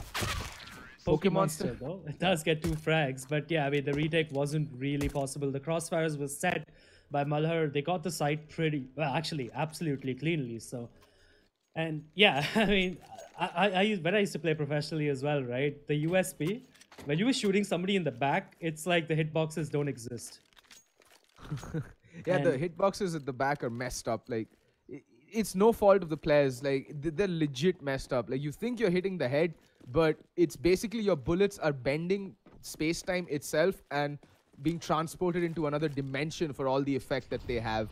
Pokemonster taking a little bit of chip damage from that nade, but nothing really to worry about. He can shrug that off. It's a very curious buy that Portal does on their on the force rounds. They almost always have a UMP out onto Trans. I'm curious. I want to ask them, why is it that they do this? And it's yielded them a lot of dividends up until now. But I kind of don't agree as well, because look at that. 3 players on the Portal Esports side with this force buy, they don't have head armor, while 3 players on Malhar's side have SMGs. that can absolutely wreck your defense. And it is almost a four-man stack, by the way, by Portal Esports towards the A bomb side. One player is going to be smoked off though, and HSB rattling off those deagle shots. It's going to be double naded, but finally he's taken down by Antidote. Criminal running through the smoke with a flash. It's not going to happen for him. The cover is there. Feint's going to get a frag, but he's going to be instantly traded as well. And that's a really, really good hit coming in by Malhar. The trades were impeccable. The cover frag, the cover, right? When the teammates were flashed as well. It's absolutely brilliantly played. Malhar has definitely put in some hours into this map. I think they've actually watched a little bit of Tai Lu from the recently concluded IEM Sydney, because this is actually reminding me a lot of how they played Inferno. And truth be told, they played it phenomenally well. And now it's all down to Pokemonster. I think he's mainly going to look to save that armor and the deagle and take it into the next round. In all honesty, realistically, there's not much he can do. But Malhar, they just finally showed me that, there's a team in the subcontinent that actually knows how to play the anti-eco properly, the anti-force, because that was picture perfect. One casualty shabby, and that too, he got immediately traded out. And the A defense, although PES had gambled and had put 4 bodies in and around the A bomb site, they just got obliterated from the server. It was a joy to behold. It was such a well-coordinated hit that, it's like it looked effortless. And that's the level of play that you want to be achieving if you're going to be calling yourself professional. Good on you, Malhar. That was a fantastic job. And as I say that, Portal Esports find themselves wiped clean off the server. Everybody's dead. Again, Pokemonster's like, Wapis. Well, he is like deja vu. Well, he does have the deagle and armor, right? So he might want to try to save that armor, but nope, he doesn't want to do that. He wants to go and take a fight with Antidote instead, and he's going to get his head ripped off for his troubles. And yeah, I mean, he could have saved that head armor. I mean, that armor, right? Because look at it now. He doesn't have head armor anyway, but he has the M4. He could have bought a few more grenades, instead of spending that $650.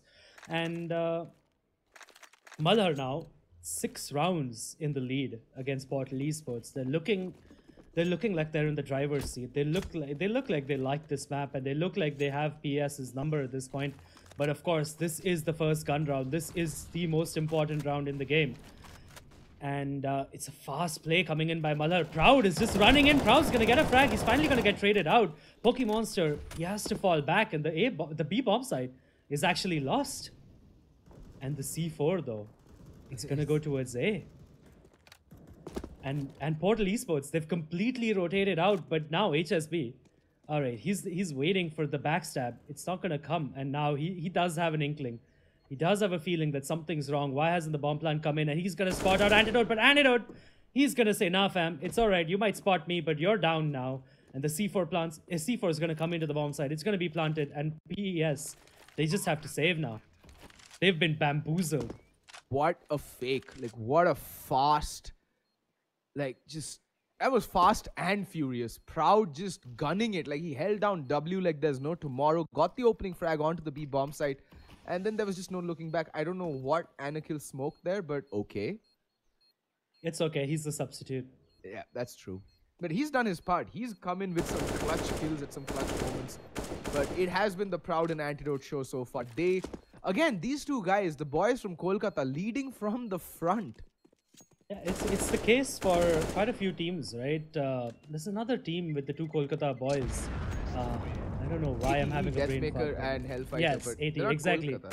Well, yeah, but when Deathmaker and Hellfighter kind of go off, that's when 80 really shines, right? And it's the same case for Malhar, I guess, with Proud and Antidote leading the charge. But I really like that round by Malhar, by the way. They just sent both the SMGs straight into B with a couple of pop flashes and a smoke. And Portal Esports was just dumbstruck. 13-6 now. Portal Esports, though, is going to force buy into this. And they're going to go for some B aggression as well at this point. But Malhar, they're going for the quick wrap from second mid and middle. They're going to go for a fast mid play. France is going to fall back. He has heard the footsteps. And the thing is, Portal, they've taken a lot of nade damage. They've taken, like, Malhar have been able to chip away at their health with the early utility usage, but in the meantime, Proud, he has fallen to the hands of Trans and Anakil. Gonna go pushing up towards apartments. Map control has been completely relinquished by Portal. They're like, okay, we've got the man advantage. We'll fall back and just trade, play the numbers game, but HSB needs to be careful. Antidote gonna compete with the flash, and Proud, he's gonna rattle off a spray, but Trans, he's gonna be the one with the hero plays. Gets 3 kills from the pit area, and Criminal with the final kill onto Antidote. And finally, Portal putting around on the board on their CT side. This will give them some much needed confidence, and hopefully they're able to claw their way back into this game. We know that Portal is a team that, well, they're notorious for their comebacks. Yesterday they almost had a miraculous, like, dream run of a comeback. I think it was from what, 13-2 or a 12-3 half, and they pulled it back to 13 rounds at the end there. That was a very good run they had. So clearly they're a team that have it in them. I would say, though, that Malhar is definitely a bigger challenge on Inferno, especially because Portal Esports is now on the CD side. If Malhar can control the pace, it's not going to happen. And yeah, I mean, that comeback was almost possible. But again, it was because a couple of individual plays by Intensity Pune 5 that they won those 2 CD rounds to close out the game. But oop, that Molotov is going to miss by Blackhawk. A super general Molotov there. Yeah, I'm just going to call a miss Molotov a super general Molotov, by the way. Just because we had Nate King in chat a few weeks ago. Yeah, but Portal Esports, right? Again, that round that they won, that was because of heroics by Trans. You can't really rely on that round in, round out to pull you out of the hole. But oop, a Molotov and a smoke going to the same position. That's a little bit of a misplay, but Feint is going to be smoked out. Trans, though, with again the opening frag onto Antidote. The Danger Man taken out. Feint tries to come through the smoke, gets a frag on a Blackhawk, but he's instantly traded by Shabby, who in turn is instantly traded by HSB. And Proud, though. Proud's like, no, I've had enough of this. He takes down HSB and Trans, and now it's down to a 2v2. The bomb is going to get planted in the safe position. And Pokemonster and Criminal, they do have a little bit of utility to work with. They are going to come in for the retake. And Proud, though, is going to get taken down. He overreaches, overextends. He had no reason to peek there, but Pokey is going to get taken down by Anakil, and Anakil with another 1v2 victory. This man, he is so clutch today. Yeah, Anakil is like, okay, I don't really get the chance to show off my skills much anymore. Anakil, he was a regular feature last year in the Shooting Monkeys lineup, if I'm not mistaken. And he was pretty consistently god tier for them. But this year, I think halfway through last year, he decided to step down, take a step back, focus on some personal matters. And I'm glad to see that he's back in the top tier of Indian or the subcontinental Counter-Strike in this case, because, you know, Portal is from Pakistan. And man's coming out hot. Man is hot. He's come out of the gate swinging, and Trans. Oh, HSB looks over at his teammate like, mate, you all right there, mate? That looked like it hurt. That definitely hurt. And yeah, I mean, about Anakil, right? It's something like, say, like skill is permanent. And Criminal, he's going to get pushed back from the position now. HSB, though, is going to get a frag onto to Blackhawk, and he's going to escape with his life as well. They're trying to hunt him down. Trans is an interesting position right now. Actually, he can get 2 frags off the back of this. Anakil, though, he's looking the wrong way. He is going to get taken down by Trans, but Trans on 6 points of health. He's lost HSB as well. The plants come in as well. Proud again with 2 frags. He loves that library position, doesn't he? And again, it's 2v3 retake now for Portal Esports. Are they going to go in for this? They shouldn't go in for this because Trans, he's on 6 points of health. It's as good as a 1v3 retake. But they are going to go in for this. They're not going to fight for the overtime. And Pokemonster through the smoke, he's going to take down Antidote. He's going to take down Proud as well. And he's going to take down Shabby. 3-1 Deegs. What the hell just happened there? Okay then. Gotta catch them all. Nope. Pokemon is like, gonna wreck them all. Gonna wreck them all. Headshots for days, Adi. Headshots for days. That's what happened. Pokemonster just making it rain. And Portal Esports find themselves with a highly unlikely 8th round. Yeah, and Portal Esports on the back of that, they're taking a timeout. They want Pokemonster to calm down a little bit, not get, you know, the adrenaline starts pumping, right? You want it to simmer down a little bit before you go into this next round. So it's a good time to take a timeout, and they can, of course, they can decide what to do with all this newfound utility that they have. They kind of lacked on their series side, actually, because of the way their money has been. And Malhar Esports, they're going to be scratching their heads. It's a good timeout for them as well to discuss that, you know, guys, it's okay. It's individual brilliance. You can't do anything about that. Our game plan's been working out, so let's not change anything.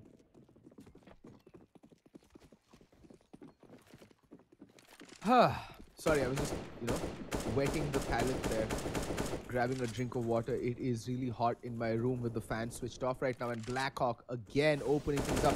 And this time, it is, well, he gets the kill on the Danger Man himself, Pokemonster, and they're taken out of the round early. That's going to be a bit problematic for Portal Esports, considering how clutch Pokemon was in the previous round. Yep, and I think that that shot was through the smoke as well. Just the random spam that's always laid down right towards the previous car position is like what we like to call it. So a little bit of misfortune for Pokemonster there. Again now though, Portal Esports' defense has been split into 2 and 2, while HSB though, he is rotating towards the A bomb site, so they will have a little bit of a better defense towards this bomb site.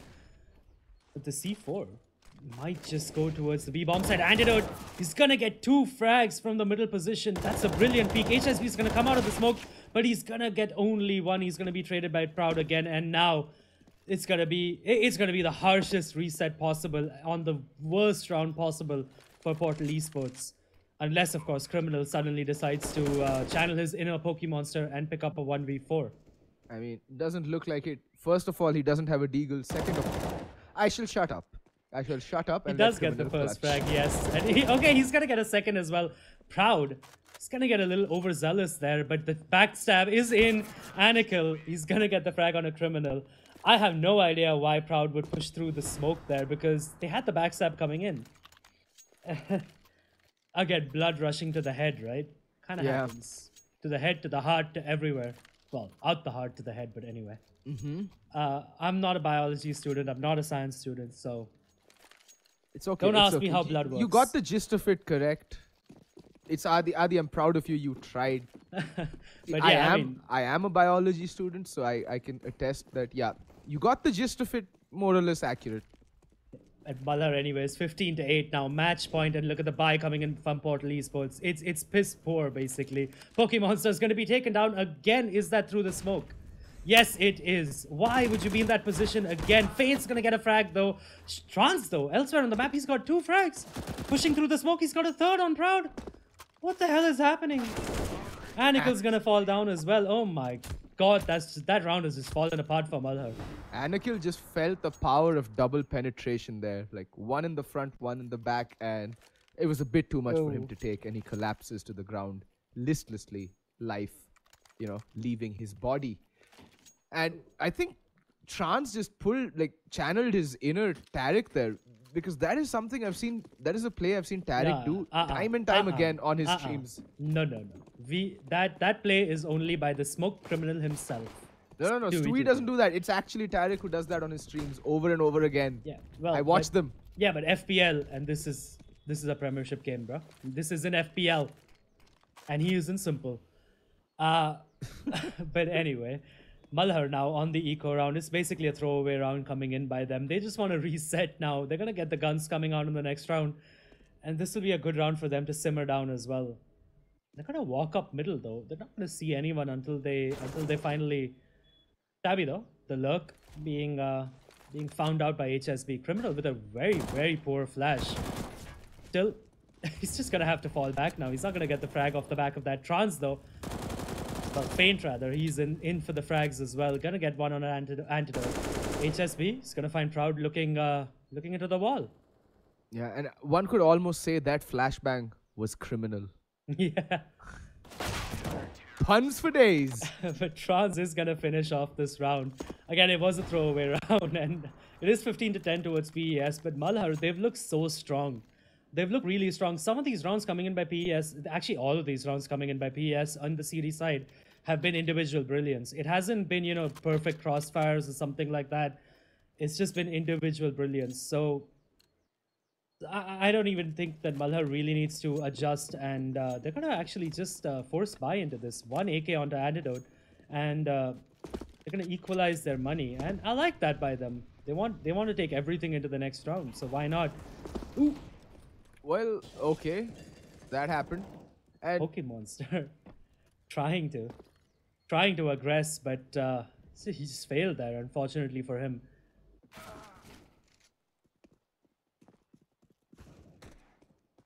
That aggression catching one player from Malhar a bit off guard, but Trans, he's able to pop Antidote's cherry, rather his dome, and Trans, yes, smokes himself off.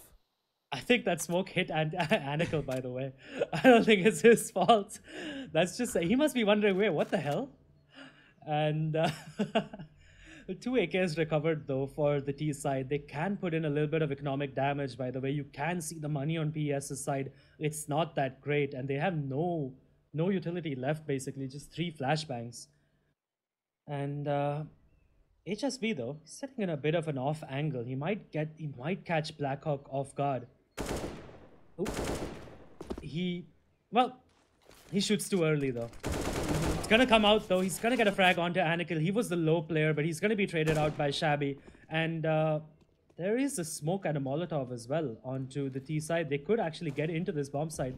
Shabby, please use that Molotov. The pop flash, though, comes in. Paint does peek out. And the backstab is in, though. Trans is going to get the frag. Shabby again with the trade, but Criminal is going to be there. But a lot of economic damage coming out. But fortunately, Trans and HSB are swimming in money. They're going to be able to drop over a few guns. HSB actually, nope. He's just like, oh, no, I want the op. And it's actually a lot more utility onto PES than I thought. No, and something that mystifies me was that Antidote went for that AK buy in the previous round, and now this round he's gonna have to make his peace with, well, no helmet for one. A Deagle, yes, he does have a lot of utility, so he should be the designated support player for this round and look to pick up a gun from one of his fallen comrades. But I mean, I don't know what was the point of that AK that previous round. I'll tell you the point. Actually, it was they wanted to put in the monetary damage. That's it, but unfortunately that AK couldn't do much, and even though it came down to just 2 players alive on PES, the 2 players alive on PES were the 2 players who had actually a lot of money going into that. So hence they dropped over 2 guns, and all the you know, all the utility has been bought up on PES. It's just unfortunate. I can see and I can appreciate the thinking behind it, but unfortunately it just didn't work out because of the way the kills went and the frags that were had. Anakel. Oh, he's stuck between a rock and a hard place. Like there's lava everywhere, and he's just gonna pray that he doesn't catch a stray bullet with his face.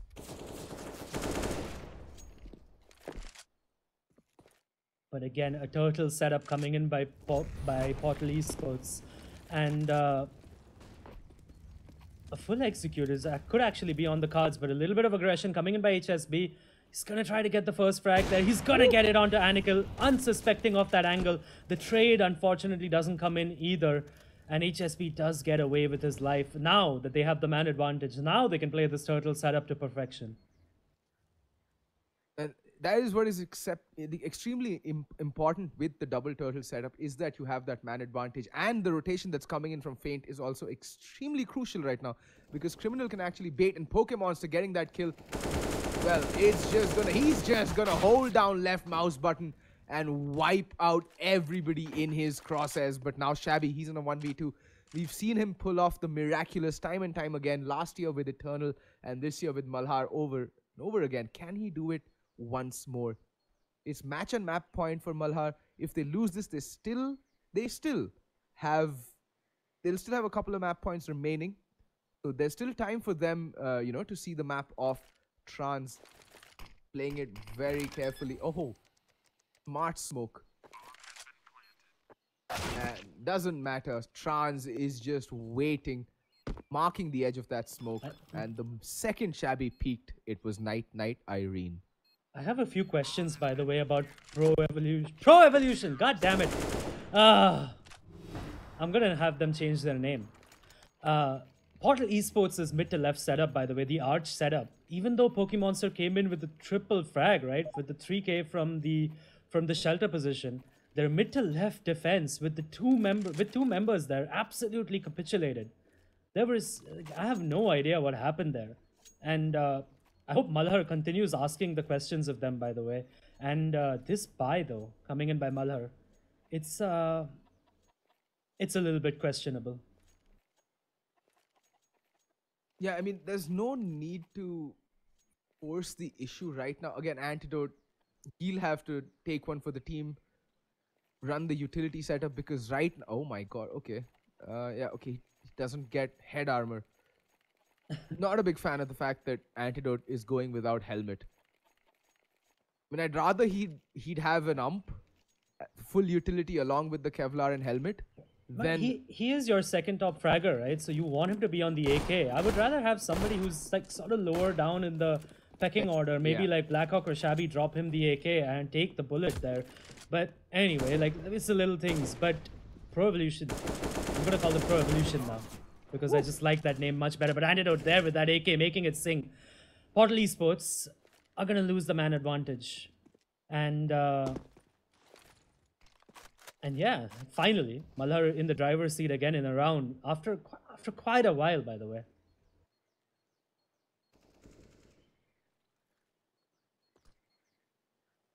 EES though, they have rotated 3 players over to the A bomb site. And again, the question is going to be asked by Malhar towards the mid to left position, and the question is not going to be answered by Feint. He instead is going to get a bullet to the face by Antidote. Antidote's going to be taken down finally by Criminal. Sitting at that off angle. Trans from the pit. He's wreaking havoc right now. Blackhawk going to get the trade finally. And it does look like Malhar is going to pick up the round. But Criminal does take one before he goes down. And HSB is now in a 1v2 situation. 2 AKs versus the AWP. The AWP is not the best rifle. Okay, Proud. He's just going to peek out. He's going to take down HSB. He's going to close it out for Malhar. Portal Esports with a valiant effort. The comeback was almost real, but unfortunately for them, Malhar Esports was a little bit too much for them. Any closing thoughts, Sven? well, again, I just feel so bad for Portal Esports. Coming so close to overtime, yet not being able to take it all the way. Malhar Esports, credit where credit is due. This is by far the best.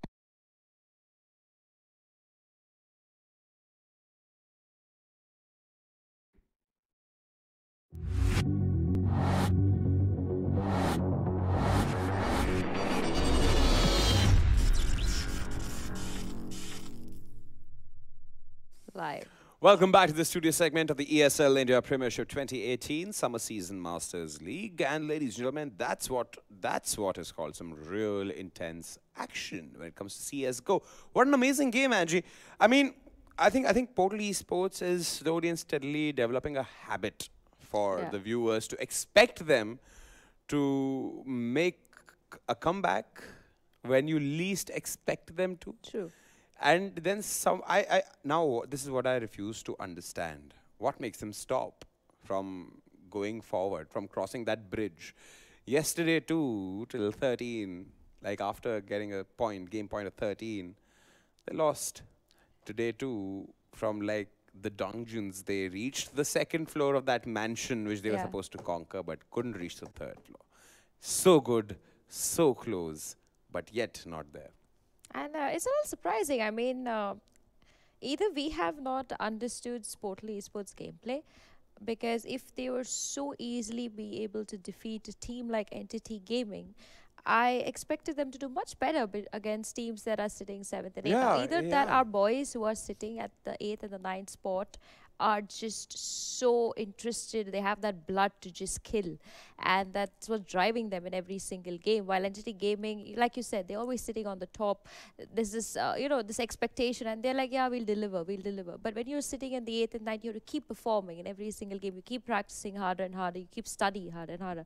And even we talk about Fed, he said that maybe Malhar took a word or two from Tyler's gameplay in the IEM Sydney. And I think that is also something to be duly noted. I mean, when you're continuously studying, you tend to play better. And I think Malhar is proving it then and again. Not even Malhar, even Intensity Pune 5. We talk about any team that's sitting on a low bracket. They want to make it to the top. And that fight and that will to do that is kind of pushing them every single time to study gameplay. And Portal, I think that's why they're suffering, because they studied Entity beautifully well, knowing that they're the best team. But then also they felt at the same time that, okay, we've defeated the best, so I guess the rest are just easy, we'll be able to do it. And they're not really bothered studying the rest of the teams, and that is what the Indian teams are taking into consideration. Yeah, they're taking advantage of this fact that Portal Esports knows how to take on biggies. Yeah. But it's the small piranhas now. This big shark is trying to it's the small piranhas which is like putting down this big shark here. Yeah. That's wonderful. Well, that's what we had for you guys from today's CSGO game. In fact, let's move on to the standings of Counter-Strike Global Offensive. We'll get a deeper insight of how the standings look like. Invictus, Entity, Brutality, top 3. Nice. SRA, IP5, Portal. Next 3, 4th, 5th, 6th position. Portal Esports still have so much more to do. They are 7 games down. They still have some leg space there.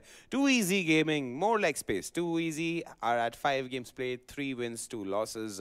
Malhar follows Too Easy at the 8th position, just above the red line there, because ATE, ART, Wagband, and War are going to face the Axe soon enough if they do not up their ante. But again, it's just going to be between Malhar and ATE and ERT.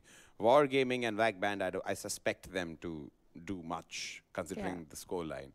But ladies and gentlemen, that's what we have for you guys from the standings. Remember, this is the ESL India Premiership 2018, brought to you by Omen, by HP, HyperX, and Intel, and presented by Norton Gaming. We'll be back again with some Dota.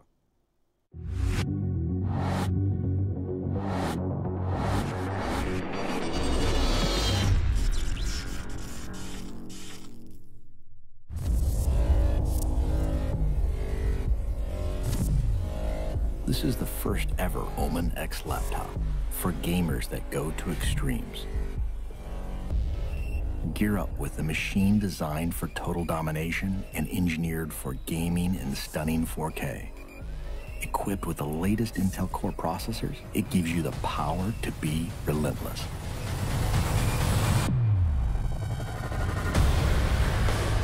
With a 17.3-inch diagonal screen and desktop-class graphics, you get maximum performance to be victorious anywhere.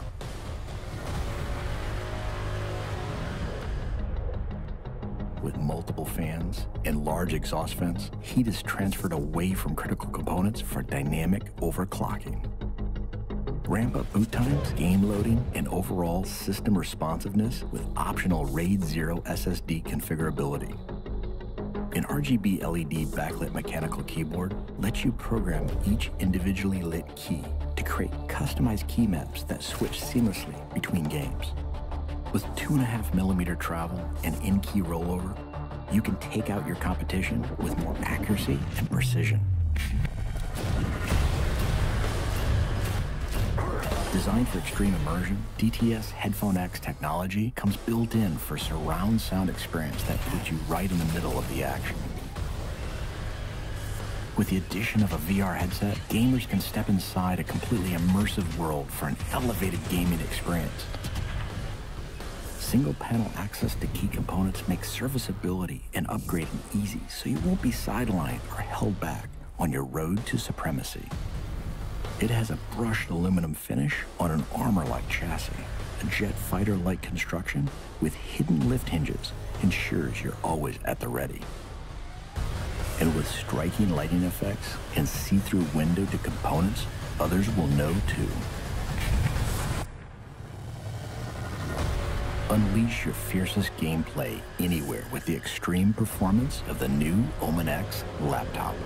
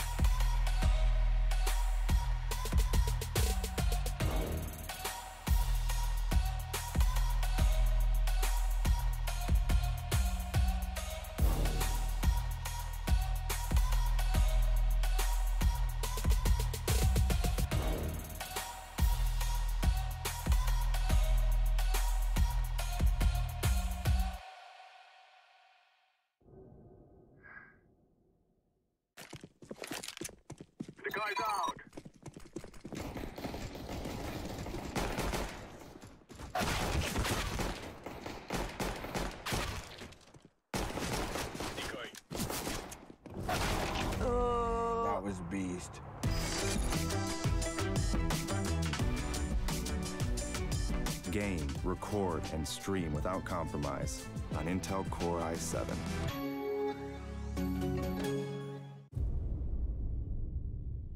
The ESL India Premiership 2018 has 3 seasons: summer, fall, and winter. The summer season takes place from April to June, while the fall season runs from July to September. Finally, the winter season takes place from October to December. Coming to tournament formats, each season is divided into 3 tiers: the professional tier, the Master League; the semi-professional tier, the Challenger Series; the Open tier, the Starter Cups. Moving on to the frequency, every season in the ESL India Premiership 2018 will see 1 Master League, 3 Challenger Series, and 3 Starter Cups. The Masters League now hosts 12 teams and players. Meanwhile, the Challenger Series has 8 contestants and follows a double elimination format. Finally, the Starter Cups are now limited to only 128 participants, so make sure you register for the Premiership now. Once you register for the Starter Cup 1, you'll have to fight your way to the top. At the end of the phase, you will get promoted to the Challenger Series 1. You should try and maintain your position in the Challenger Series 1, 2, and 3. But this is no easy task. At the end of every phase, the bottom 2 contestants are dropped out. They are replaced by the top teams from the Starter Cups. Those who succeed in the Challenger Series are rewarded with promotion to the Master League. The top 4 teams will proceed.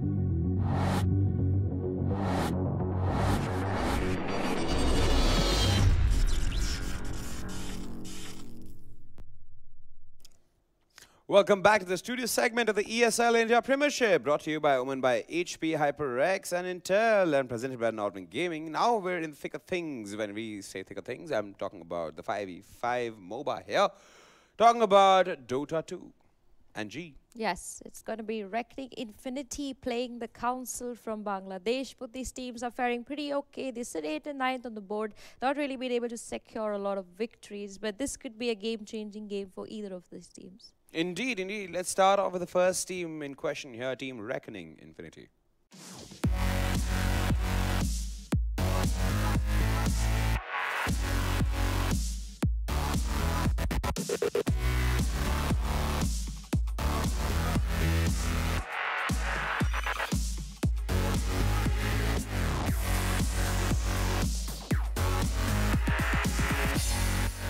Alrighty then, that's Team Reckoning Infinity. Now, since we already have the bandwidth to do so, let's quickly take a look at the Council first.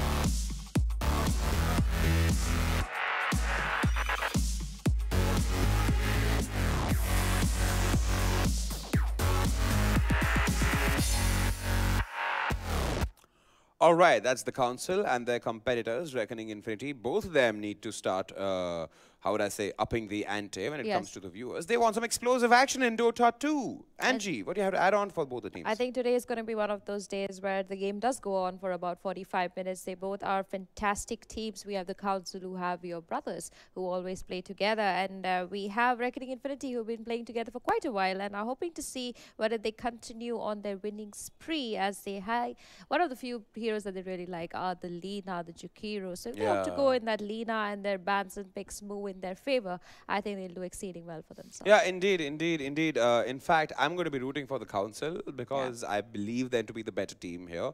Knowing the fact that I'm going to be supporting my friends here. Peeps from Council, what's up? Looking forward to meeting you once again. In fact, I've been informed by the production that the draft is live and AFK, our casters, are going to be taking over the draft. So let's head over to them and see what's happening in the game.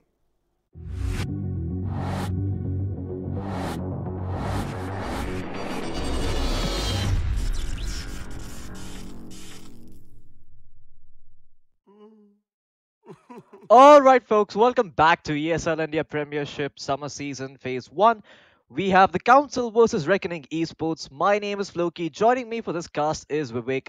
Vivek, he's gonna be incognito for a moment or two, or are you here, Vivek? I am not sure. Okay, Well, so I was here, but my mic wasn't working. My bad. My bad. ah, We're trying something new. But everything should be smooth sailing from here on. Do let me know if my mic is a bit off. But we got the draft underway and the council. yep. The Council versus Reckoning Esports. They do go for the Razor in the first phase itself. They have the Gyrocopter though, the Reckoning Esports, so they have the answer for this Razor. I do presume it's gonna be a mid Gyro, and we can probably see the Razor going mid as well, unless there's a better matchup for him elsewhere, maybe in the off lane or in the safe lane. For now, the Reckoning Esports, they've played the cards well. They've picked up the Sand King, who deals moderately well against the Razor. I mean, you have Burst Strike to sort of disjoint the static link, and you have the Gyrocopter to deal a bunch of magical damage early on if he does steal your physical damage. Yeah. I mean, are you seeing the trend in Reckoning's bans? Not really. They're all the council's comfort picks or cheese strats or pocket strats or niche picks or whatever word you want to use. Jin Hero, Nature's Prophet Jin Hero, Visage Jin Hero, Skyrath Mage Len Hero, and Oh the boy. Ember also something that Len plays every now and then. Ah, yeah, indeed. Now that you mention it, I do see it.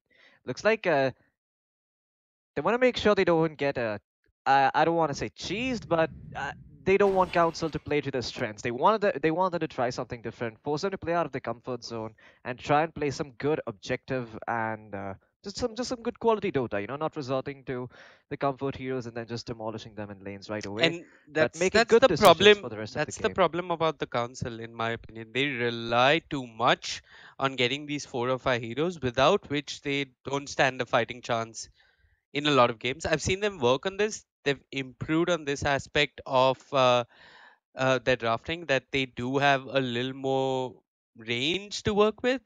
Uh, but it remains to be seen whether this improvement is actually if this can actually match up with the better teams like Reckoning. Okay. Well, Reckoning, they So have been fairly consistent in this yep, Premiership. Reckoning are looking really good. I mean, if you look at the top three, it's Signify, Buriza, and ROG Titans. Buriza is sitting at 18 points. The ROG Titans at 15, and Reckoning are tied with them for third place at 15 points. The Council, though, they're at ninth place with 6 points. So Okay. there is phase two indeed, but you want them to start winning as much as possible. Oh yeah, you want Uh, to have the advantage right off the bat. You don't really want to be relying on phase two to make a comeback in the Masters League because yeah. a lot of these teams they play with the momentum. They start feeling confident. They start making better decisions. They show more faith in their drafts, and the overall play becomes a lot more confident. It's just the psyche that changes when you start winning these games early on in the Premiership. Yeah. You start feeling the dominant force, and unless you do some godly analysis of your replays and your opponent's replays, that confidence, if you haven't won the first few games in the Masters League, may not entirely return. I think that's a huge part in ESL, which I think gets seldom looked over. So it's Yeah. important to sort of make sure you win those early games. But Council, well, they picked the Earth Spirit up. This is clearly one of Jin's off-lane Earth Spirits, which I've seen him run only one time earlier on in the summer season, and for that matter, We in the casted that entire game. yeah, we casted that game. Jin's pool has expanded because Jin, much like Len, was a one-hero wonder in the first edition of the ESL India Premiership. Okay, my mic is still horrible, is what I'm being told. I'm going to try and fix it. I'm going to mute my mic and I'll be back, and hopefully you can let me know if it's okay. Alright, sure thing. I'll take you guys through the draft up until then. Reckoning Esports will pick up the Dragon Knight. So, a little fun backstory about this offlane Earth Spirit. Len took this Earth Spirit to the offlane, built the Helm of the Dominator, and started roaming around the map doing a lot of stuff. And towards the late game, he had a lot of farm to his name. He had, I think, a Shadow Blade, a Silver Edge, something like a Scythe of Vice, a Blink Dagger, and another one or two really big items. And I was quite surprised to see Len make it work in the offlane because offlane Earth Spirit, it used to be a thing in the past. Some teams used to run it. I think it was quite a few patches ago. I think it was around 2016 that some teams used to run that offlane Earth Spirit when it had just been introduced into Captain's mode. Okay, And is Vivek, I it hear you. is it Is better? much. Okay, I still hear some static, but I Okay. guess if you don't peak, I guess if you speak a bit softly, it should fix the issue. Okay, I'm going to keep working on it. Give me a All couple right, of minutes. sure thing. Reckoning, on the other hand, what are they going to do? I don't know for sure yet if this is a off-lane Earth Spirit or Clockwork. Clockwork is, in all honesty, not the best hero to lane against Shakiro and Sand King. Someone like the Earth Spirit is somewhat better because of his ability to just roll away if he gets chased down by the Gyrocopter. Although around that time, you're really hoping for the Sand King Battle Strike to come in and be on the money to make sure that Rolling Bowler is cancelled. But whatever they decide to run in the off lane, he won't have a fun time here, especially against this Gyrocopter. Now, we do know that the Dragon Knight is going to be going mid most likely, unless it's an off lane or a safe lane Dragon Knight, which, in all honesty, we have seen a couple of times, and I think Reckoning might do the smart thing here and send the Dragon Knight to the safe lane, while Razor will go mid up against the Gyro, and I I think that's going to be a really good matchup for Reckoning because Dragon Knight versus Razor is really Razor favored. You just end up taking away all his damage and start zoning him out, and all the armor you have on Dragon Knight doesn't end up mattering. And looks like I was sort of right about that. They do pick up the Legion Commander, so it's not going to be an offlane Dragon Knight. Only two lanes remain for this guy. It is either the mid lane or the safe lane, and the safe lane looks a lot better for him.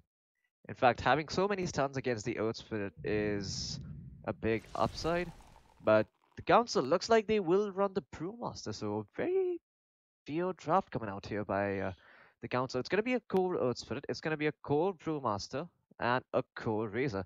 So it is going to be deaths on the Razor, and I think the good part about Council's lineup is the great amount of disable they have, and a lot of control in these team fights that they're going to be having against the Heroes of Reckoning, which could really come in handy in all honesty. You're up against a Legion Commander, if you hold up in the air during the duel or before it, her effectiveness is sort of nullified. Then you have all these other stuns coming in from the Earth Panda. You also have the ability to sort of purge off any debuffs that get placed. I'm not sure if Ice Path is dispellable, but in case it is, that is something that Council are going to be working with. I'm just going to have a look real quick and see if Ice Path is indeed dispellable. I think it is because Slark can dispel it, and it's strong dispels.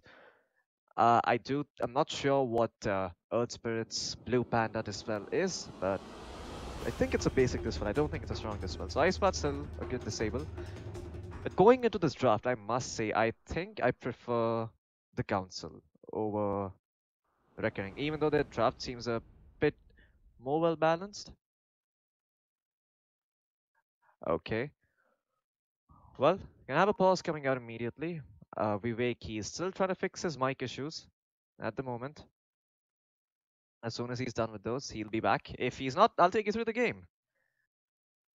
And, well, let me start off by introducing the players and the heroes on the side of the Council. You're going to be having Jin playing the Earth Spirit, Animal, Reyna, Animal featuring Reyna, in fact, playing the Rubik. Going to be having Deaths on his Razor, Len, the guy who's returned for Council, not for good though. It is still sort of uncertain if he's going to be playing for a long while on the Brewmaster, who's heading towards the mid lane. And we're going to be having Lost Rider on his Clockwork. So it does look like it is going to be an offlane Clockwork. It's not going to be an offlane Earth Spirit. I just said it's going to be the offlane Earth Spirit because that's what we saw coming out from the Council last time. And oh, Vivek, I think I hear you. I'm back. Can you hear me? Oh yeah, is perfect. it still horrible? My God, nope, it is amazing. So Your voice sounds like that of an angel. Okay, nice. Thank God, because I had to reboot my PC. For some reason, my mic ended up bugging out when I switched ports and tried to get things to work. Fortunately, I had one of those Hyper X SSDs and I could boot and join the game really quickly. Oh, Shameless boy. brand integration, but I tried. Well, Dot on the bottom lane is going to end up breaking the smoke, and the Dragon Knight, that's ASD, is not too happy about it as he was pinging like a madman. But I like see the the Reckoning Council draft fight. more. I'm a bit confused with this Brewmaster pickup though. I'm not too sure either what the Brewmaster pickup is against the Gyrocopter, but I do think coming level 6, the Brewmaster can actually solo kill the Gyrocopter if he gets a Thunderclap off, and that's something that the Gyrocopter will have to be worried about.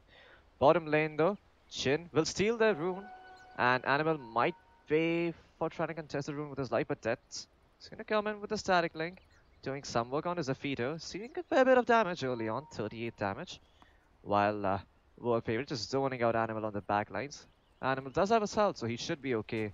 And looks like it is going to be an aggressive dual lane at the bottom lane. Oh, Jin is going to roll in. It does not connect, but does get the Orb of Venom slow. So a lot more harass damage coming the way of the LC. And, well, mid lane, it's going to be the Gyrocopter versus the Brewmaster. Huh. Yeah, so Vivek, you did tell me that you liked Reckoning's lineup a bit more. Can you take me through why you like it a bit more? But I think I might have to hold on to that because bottom lane Zafito was dropping low. Does manage to get back to his tower. World favorite as well, getting some damage stolen off of him. Zafito is going to take a base trip. And yeah, Vivek, why do you like Reckoning's lineup a bit more than the Council? I just think it's a lot easier to run. I mean, there's plenty of lockdown. They can push. They can somewhat take Roshan. As far as the lanes go, I don't know. I think the Legion Commander is going to do okay. But yeah, they're going to have to itemize a bit unconventionally. They might have to build 4 staffs just so that they can stay away from the clockwork if need be, and such and such. Well, okay. So you think that the lineup of Reckoning Esports is a lot easier to execute than the Council? Is that the baseline? Yeah, it's easier to execute. That is it. Okay. What do you think of all the control though that is available to the side of Council? Do you think it's gonna have a big impact in these fights? Do you think maybe perhaps with the sheer amount of disables they have, they can sort of overrun the side of Reckoning? Because I'm having a small inkling that this Brewmaster, Earth Spirit, and Clockwork Rubik, like these 4 heroes offer you so much control. I mean, well, Rubik maybe not so much, it depends on the spell he steals, but these other 3 heroes, Earth Spirit, Brewmaster, Clockwork, they certainly do offer you a lot of control. So, it is some form of control, but I don't think that the Council are going to be able to scale phenomenally well into the late game. Their mid-game and lean more towards Reckoning. They come online quicker with less. They're easier to execute. Sure, the Brewmaster, once he hits level 25, is going to have that huge talent and whatnot. But until then, it's going to be hard. Okay, looks like we're having some camera issues at the moment. Not sure what's going on here. Where are you getting these pings about camera issues? I'm getting them on TeamSpeak at the moment. So, are you situated in the mid lane? Is that where your camera is right now? Is it static? Have you started your script or anything? Because my camera's on the bottom lane. If production could be so. Guys, okay, production. It was a production error. Yeah, now the camera is gonna be back in my control. Okay, you know what, Floki? It's me on the camera. It's you? Yeah, it's me. Anyway. Okay. Okay, so bottom lane, what we got? That's on the race. I think we've got it sorted out. It should be sorted out. They can just stick with us observing this one, and hopefully it'll be sorted. Let's get back into the game. We got a disconnect. I personally feel that Reckoning have the easier to execute draft. Okay. Yeah, I mean, I agree with you. They have a very easy lineup. They just need to get a pick off here and there, and you can almost always convert that into a push. Also, the fact that Reckoning have a lot of sources of damage in these team fights, if you think about it. You're going to be having the Sand King with the Epicenter. You're going to be having Chikiro with his arsenal of spells. And you always have to be worried about the Gyrocopter at all stages in the game. His damage output is indeed significant early on. Rocket Barrage is quite a big damage dealing spell. If he chooses to go for the homing missile, he's going to have another nuke to work with. Also, the fact that it's a 3-second stun at max level is something that Dot could look at and consider. Probably take it up and max it out early on against these heroes to provide some chase. Because if you look at the lineup of Reckoning, they're really good at getting the jump, but after that, chasing might be a bit of an issue for them, especially if they stack the stuns. So it's going to come down a lot to the execution of Reckoning. They have to make sure that they don't just chain up their stuns and use Power Strike, Ice Path, and Duel on the same goddamn hero and just bring him down early on. Because, well, sure, you're going to get the pick off, but then you're going to be running dry when Clockwork hook shots in and Brewmaster blinks in with his ultimate. I mean, there's one thing worth pointing out that we're going to see 4 staffs coming up from the for the Clockwork. And that 4 staff is also going to do well versus the Razor, who won't be getting the static link of from any one of these cores. I think the best core he can get a static link off from is that Legion Commander. Okay. And I think the gyrocopter is going to be building a 4-star for the clockwork, right? So that's going to do him some good versus the race as well. I don't know if the Dragon Knight's going to be building a 4-star. Haven't seen that, never have seen that, never should see that. But the gyrocopter shouldn't be too worried about losing his damage to the Razor. You've also got Pressy attack, which dispels the Drunken Haze. So, I mean, the small bits and parts of this Reckoning draft that do counter or work against Council's lineup. In fact, I don't know, maybe they could have just sent the Legion Commander mid and the Panda would be having a really, really hard time. Perhaps, but the Panda is having a hard time nonetheless. He's sitting for 4-1, is up against a dual lane. Good thing is that the XP is being shared between the Gyrocopter and the Jakiro, and you can see the effect of this already. The Jakiro, hell, he's level 3, and Dot just picked up his level 3. So, the levels are going to eventually... They're sharing EXP, but you give your Panda the mid lane, you want him to be coming out with a blink or some impactful item early, and sure, he's going to come out with EXP, but it's not going to have too much of value as far as items are concerned. Oh yeah. Well, Tet's he's just doing his thing in the bottom lane, just static linking up the Sand King and the LC. LC, not a great matchup for her to be honest, because very reliant on those right clicks early on to get her last hits going. Yeah. And there's one thing I want to point out about how lifesteal works, because I think that's very important, especially with LC. Because LC, she lifesteals off of a third spell, and as a Razor, if you manage to... Yeah, so if you steal off all the damage from a hero, lifesteal will actually deal damage to you. It's a very weird mechanic that I don't know why it exists in Dota. I didn't even know this. Yeah, if you steal all the damage off of someone and they pop their satanic, they will essentially kill themselves. It used to be a thing. I'm not sure if it still is. Maybe we can find out today. But I don't know. Maybe he gets a full duration link. Maybe not. We'll see that at play. I mean, I've been watching a lot of Banes with 10 people. I've never seen that weird mechanic take place. Zafiro, though, he's got to be careful. The telekinesis is there. He burrows to the high ground, commits his mango, but he's going to end up falling. Animal and Jin find themselves the Sand King. And up top, Lost Rider, man fighting the Dragon Knight and coming out on top. That's right. The Clockwork managing to solo the Dragon Knight.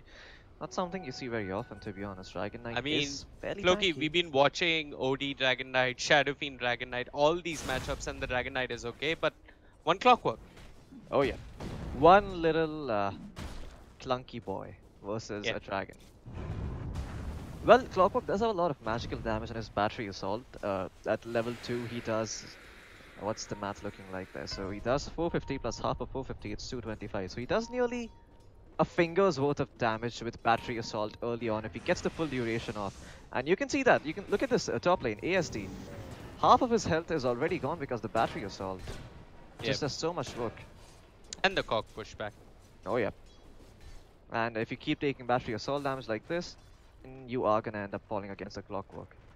I think the ideal scenario for ASD should be to just push out the lane as quickly as he can with Breathe Fire, so that he doesn't end up tanking the Battery Assault along with the Clockwork's right clicks. Yeah.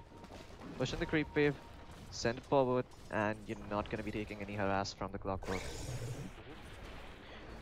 Well, I want to say one thing. It is that if the Council get the Blink Daggers online fast enough, say around the 15-minute mark, Reckoning will have trouble, especially if it's the Council who finds the jump, because if this Brewmaster jumps on the Gyrocopter or say the Jakiro and like any of these heroes apart from the Sand King, they don't have really good ways of going away. You can have a Clockwork come in, you can have Jin come in, and... Well, speaking of the Clockwork, he's committed the hook shot. He's trying to run down Zafiro. Zafiro looking to Burrow Strike to his high ground, tries to Burrow Strike out of the cogs, ends up getting pushed back and ends up falling.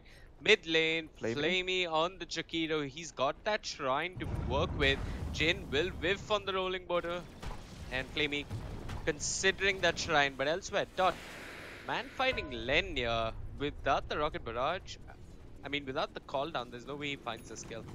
Oh yeah, Brewmaster's Danky Panda early on has a lot of strength gains, so it's gonna be fine against the burst damage from Dot. He might even pick himself up a raindrop so he doesn't take a lot of call down damage.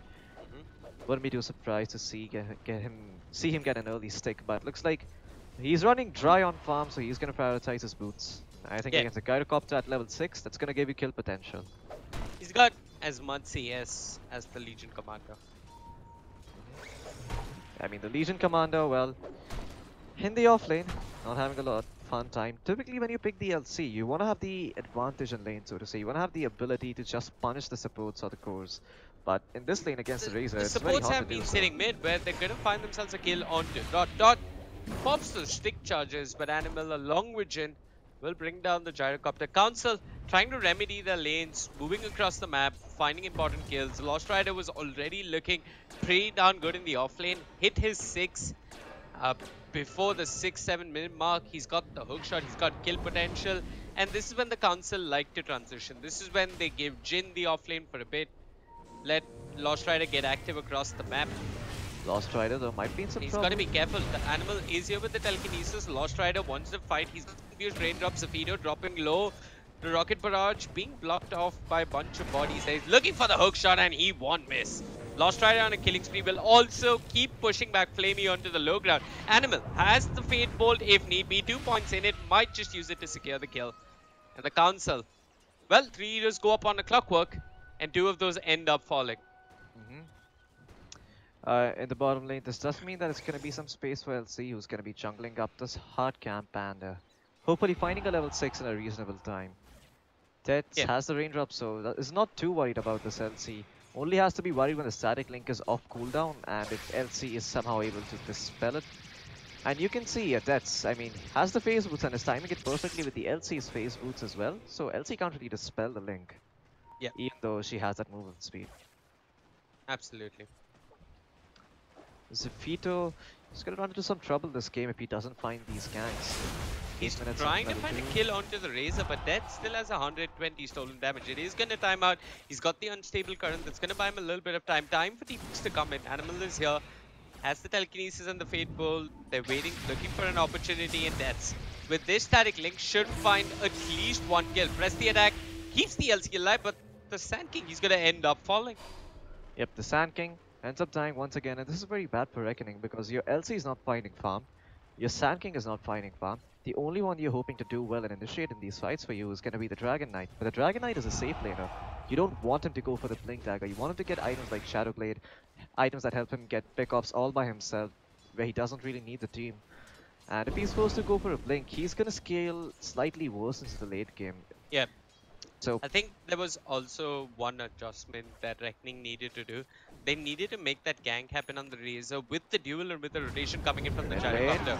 Instead, mid lane, Dot controlled by the Boulder Smash and the Grip, drops the call down, looks to run. Len with the Cyclone controlling the Sand King, looks towards the Gyrocopter. The whole Boulder is there. Dot trying to run, but here's Jin. Just put in a couple of quick auto attacks, and with that last hurl boulder, they'll find themselves the Gyrocopter. The Jakiro and the Sand King trying to man-fight 3 heroes from the side of the Council, and they'll be punished dearly. Zafido will fall first. Lost Rider with a hook shot, sets up on a Flamey, and they can all decide who gets the KS that one, as it's Jin who whiffs on the kill with the Grip and ends up giving away a dual victory to the Legion Commander. Well, Legion Commander finding some salvation in this early game is important for her to get that dual damage going. Because if she doesn't get that dual damage going, she becomes really, I'm going to say very low impact towards the late game and mid game. Typically, you want to have somewhere around 40, 50 damage going into the 25-minute mark. And if you have that, you can have a fun time on LC. Otherwise, well, good luck to you. Yeah, I well, think let's see one thing you got to point out about Reckoning is they approach the first 2 or 3 minutes of the lanes correctly by helping the Gyrocopter, by making sure that the Legion is able to stand in lane. But from there onwards, they've just been dying time and time again. This time though, it's Dot looking to find a solo kill onto the Brewmaster. Well, I don't know how that happened. Yeah, Brewmaster didn't have his ultimate. I don't think he had his phase boots either, so he couldn't run away. And you can see the blades of attack. They are still in the courier.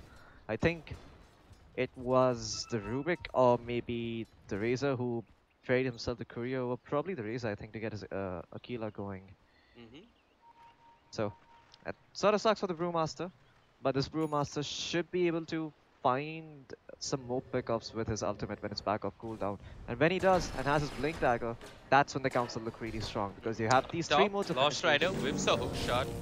As the cogs, they're looking to control this clockwork. They don't have the ice path. The dual breath will miss. 4 heroes from the side of Reckoning trying to run down one measly clockwork. They'll get the duel. They have the rocket barrage. They'll get the dual victory damage as well. But Tets is here, has the plasma field, looks to turn, brings down the Legion commander. Clockwork did end up losing his killing spree, but the question is, can the council find more? The breed fire nearly bringing down Animal. Animal barely ends up surviving, but Jin, he's gone in balls deep. He's found himself the gyrocopter, has the magnetize, should find Dot. And even if he dies for this, it might be worth it because he's finding a core. Yep, it's super worth it for Jin because he managed to find the gyrocopter there. That was a streak, I think, going his way. Yep. Also the fact that the I mean, that was a really good TP by him early No, on. there was punishing. no streak on the gyrocopter. There was a streak on the clockwork, which ended up going towards the LC or whoever picked up credit for that kill. Oh. I think. Oh, okay, my bad. I think it was Dot who got that streak. Yeah, it was Dot. Alright. Well, Tets, I want to commend him. That TP was really, really good by him. Oh, yeah. As soon as they started diving, he starts TPing in, steals damage, gets the kill on LC. And the big factor there was Animal with the stolen overwhelming gods onto 3 heroes. That burst damage was insane, and that sort of allowed them to bring them down despite being really close to full HP. Yeah. So well played by Animal there. Quality spell usage. Yeah. Allowing Tets to sort of snowball in this early game. What are you really looking for as the Razor? You want to have some of those kills early on, and even if you don't have a crazy amount of kills, if you just have say 4 or 5 kills but you're still controlling the map, that's a win for the Razor because that's what you really look to do. You look to limit other heroes as farm and make them afraid of fighting you early on. And if you're zoning them inside their own base, making sure they don't have control over their jungle, control over other areas of the map, well, that's when the Razor shines. Thoughts on Zafito's kill build on the Sand King? This is very similar to what I sometimes do in the offlane as a Sand King, putting more points into the Sandstorm. But he's not been playing in the offlane. Yeah, but I mean, if you think about it, he's not really going to be able to assist in killing all these tanky heroes on the side of Council. You look at the Earth Spirit, he has 1.2k HP. Brewmaster, he's not going to go down anytime soon. You don't unless level up bring in Power multiple Strike to do heroes. damage. You level up Power Strike so that you can help the others do I damage. agree, but even then, you're gonna need multiple disables every single time, and that means 5-manning up early for Reckoning Esports, and I think Reckoning Esports' 5-man early on is worse What than are the you Council's saying? 5-man. Dragon Knight.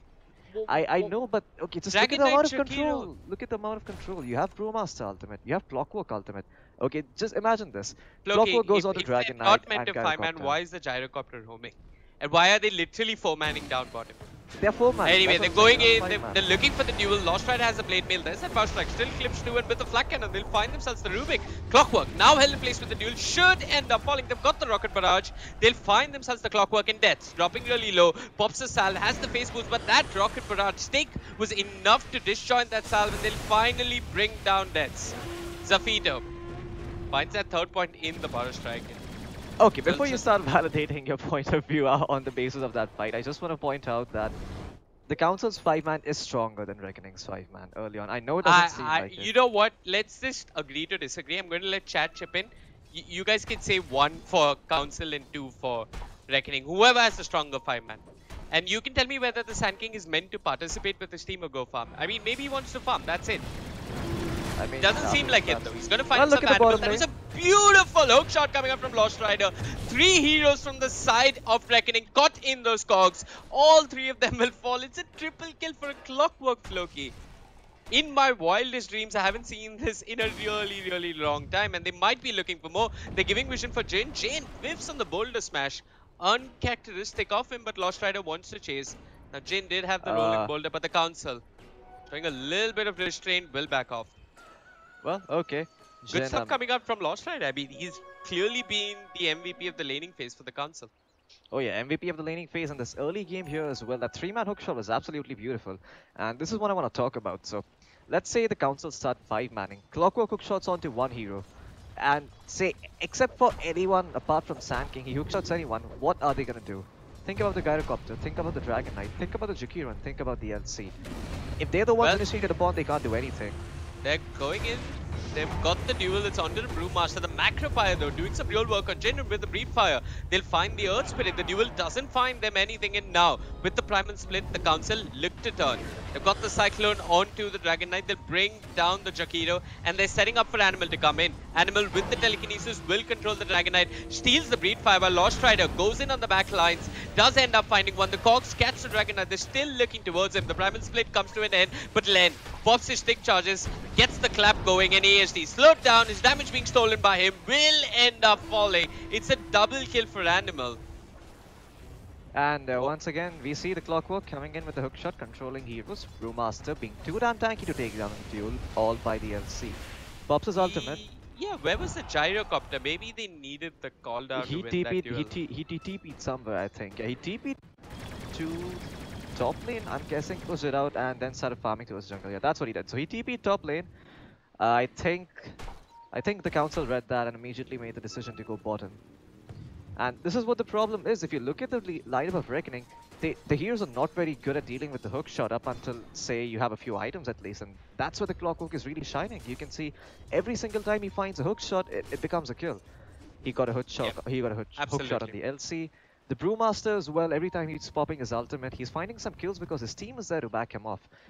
Back him up, in fact. Animal is always there in the backline, seeding some spells, and Wolfie, he's gonna be fine. Nice burst there. If he hesitated even for a second there, the Ruby could have found the lift. Yep. So, quality decision making there once again. But like I said, there's a lot of control from the side of the council, and if it is the council who are going to find the jump, which it has been up until so far, they're going to keep winning these engagements. Reckoning the right thing for them to do is to find any one of these heroes, ideally the Brewmaster, who provides you a bunch of control, and take him down. But even if you duel the Brewmaster, there's always going to be the threat of the Clockwork hook-shotting in onto the LC and other heroes who are surrounding the LC to deal damage. So, I mean, either way, Reckoning Esports, it's not looking too good for them. I think the best opportunity is to take 2v3 skirmishes or something like 3v2 skirmishes. You don't want to take full-fledged team fights because that is where you're going to lose against the council in this early game. Yeah, at this stage, yes. Until those 4-stars and BKBs come online, they're really suffering in these fights. Lost Rider, I mean, you said every hook shot leads to a kill. This one may or may not. They've got the telekinesis, they're looking towards ASD, the duel further on the high ground onto the Rubik. Rubik should end up falling. The LC not finding the duel victory damage, and Lost Rider in his cogs, surrounded by Reckoning, will fall as well. Down bottom, Jin looking to find his solo pick off onto the Gyrocopter. He's got 4 remnants, he's dropping them. ASD is here, doesn't have the blink just yet. Jin, what's the play? Looks for that one glorious boulder smash, but little bit of magnetized. Mid boulder smash, finding him his first on charge of the game. Quick epicenter coming into the Sand King. It seems as if Reckoning want to fight, but the Primal Split will control the Sand King, will toss the Dragon Knight up into the air. They'll bring down Sofido, they'll look towards the Chakiro, and Legion Commander with that Shrine active has no one to share it with as Wolfab. Without the duel, will have no choice but to run. Oh yeah. And once again, the control coming in from the side of the council. What happened in the top fight was that the Clockwork and Rubik were all by themselves. On top of that, you're fighting under a shrine. So that's a very bad decision there by the council to sort of fight under the shrine, especially without vision. I mean, they've got all the vision here if you look down bottom. Yeah, then that's another big factor too. In fact, I mean, yeah, I agree. Vision. If you don't have vision of where you're fighting, of course you're going to lose the fight. So might as well fight where you have vision. And once again, we saw these 3 heroes from the side of the council doing the work. It was the Earth Spirit, it was the Brewmaster, providing you so much control. The Gyrocopter there, I think he was hanging around for a bit too long, low on HP, and as a result ended up falling. Up top, Sofido so close to his blink tagger, the Sandstorm. Stolen by the Rubik, Len in the trees, Sofido. Badly wants that 30 gold and badly wants to be able to go to the side shot, but the council, they're going to try and punish him. I heard the hook shot miss. I think it connected onto the Dire Creep wave. Either way, tactical hook shot. Tactical hook shot. They're going to start, the creep wave and push the tower. Yeah, they're going to start looking for this tier 1 tower. One thing that we've both been impressed with Floki is how active Vets has been. Oh, yep. I think we saw him play the Razor yesterday versus Brisa. I think that was yesterday. I think that was yesterday. Yeah. Where we saw him. I mean, we've been casting so much ESL. We do tend to get things mixed up. But yeah, Reckoning, they're looking to fight. They've got the Shadow Blade. Is this enough? Dragon Tail into dual stuns, stacked up ineffectively, but with the Macrofy, they might find the kill. If not, the dual victory damage. For now, they'll be denied both. As Jin, with his own Shadow Blade, prepping for the counterplay, trying to line up these heroes. He'll move it onto the backlines. The smash only catches one, but the Magnetize is bringing the Legion Commander low. Flamey turns around to drop an Ice Path, but Jin finds himself a double kill. And now Zafito with his Blink Dagger can't really offer all that much. The Boulder Smash will miss, but both Animal and Jin, they're looking to run down the Sand King. They've got the Plasma Field, they've got the Urn Charge. They'll find themselves Zafito. Oh, yeah, the Clockwork did end up falling though. I didn't catch that because I was looking at Jin really put in the work. Yeah, the Clockwork did end up falling in the backlines. What happened in that fight was that they tried to bring down the Razor, but the Razor was pretty damn tanky. You have drums, you have Hood, and even though it wasn't activated, it does give you that bonus magic resistance. Also the fact that the Clockwork came in time with the Cogs pushing the LC back. Yeah, it was enough to save him. I'm surprised that Reckoning haven't woken up to this, and now it might be too late, Flurky. Look, you want to use your Gyrocopter more in these fights. You want the Rocket Barrage and the Call Down, but hold on. Chain, roaming carelessly through that dire jungle with the Shadow Blade active, gets caught out and gets away. But Zafito, looking to punish, goes in with the Power Strike. Power Strike, stolen by Animal.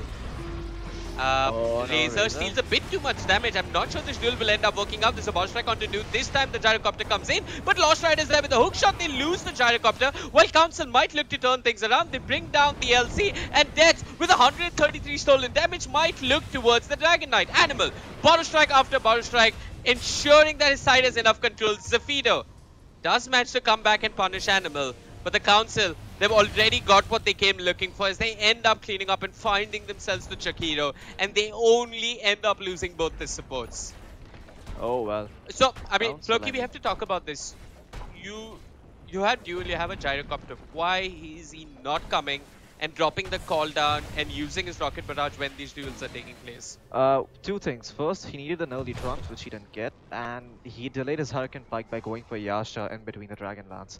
As a result, you're effective. You end up losing one fight with the Gyrocopter isn't there. You end up losing another fight with the Gyrocopter isn't exactly. there. Now, by the time the Gyrocopter has a Hurricane Pike, it doesn't matter because the control from the side of the Council is so huge. You have a Brewmaster with the split. Like, he's gonna hold someone up in the air, stun another dude. You're gonna be having Clockwork going on to someone with the Cogs. That person is not gonna be fortunate. He's gonna die because, well, you look at the side of Reckoning, don't have a lot of post-ups at the moment, apart from the Gyrocopter. And the Rubik as well, stole a Burrow Strike, and this is what I was talking about. Like, it depends a lot on the spell Animal steals about his effectiveness in team fights. If he stole something like the Burrow Strike, he got the two-man Burrow Strike off when the duel was going on from Reckoning, so that was also a big factor. What a hook shot! Wait, is there Radiant Vision anywhere in the lane? Yeah, it is. It is. There is a. Oh, okay, there is an observer one. You see it? Yeah, I did. I see a little bit of graffiti around it as well. I mean, I was like, there was no way he hits that. Oh yeah. Well. So, I really have to commend the Council. I mean, getting their cheese picks taken away. I mean, I've been following them since the first edition of the ESL India Premiership. This is the third edition, so I've been seeing them every year, and they've definitely improved by leaps and bounds. Oh yeah.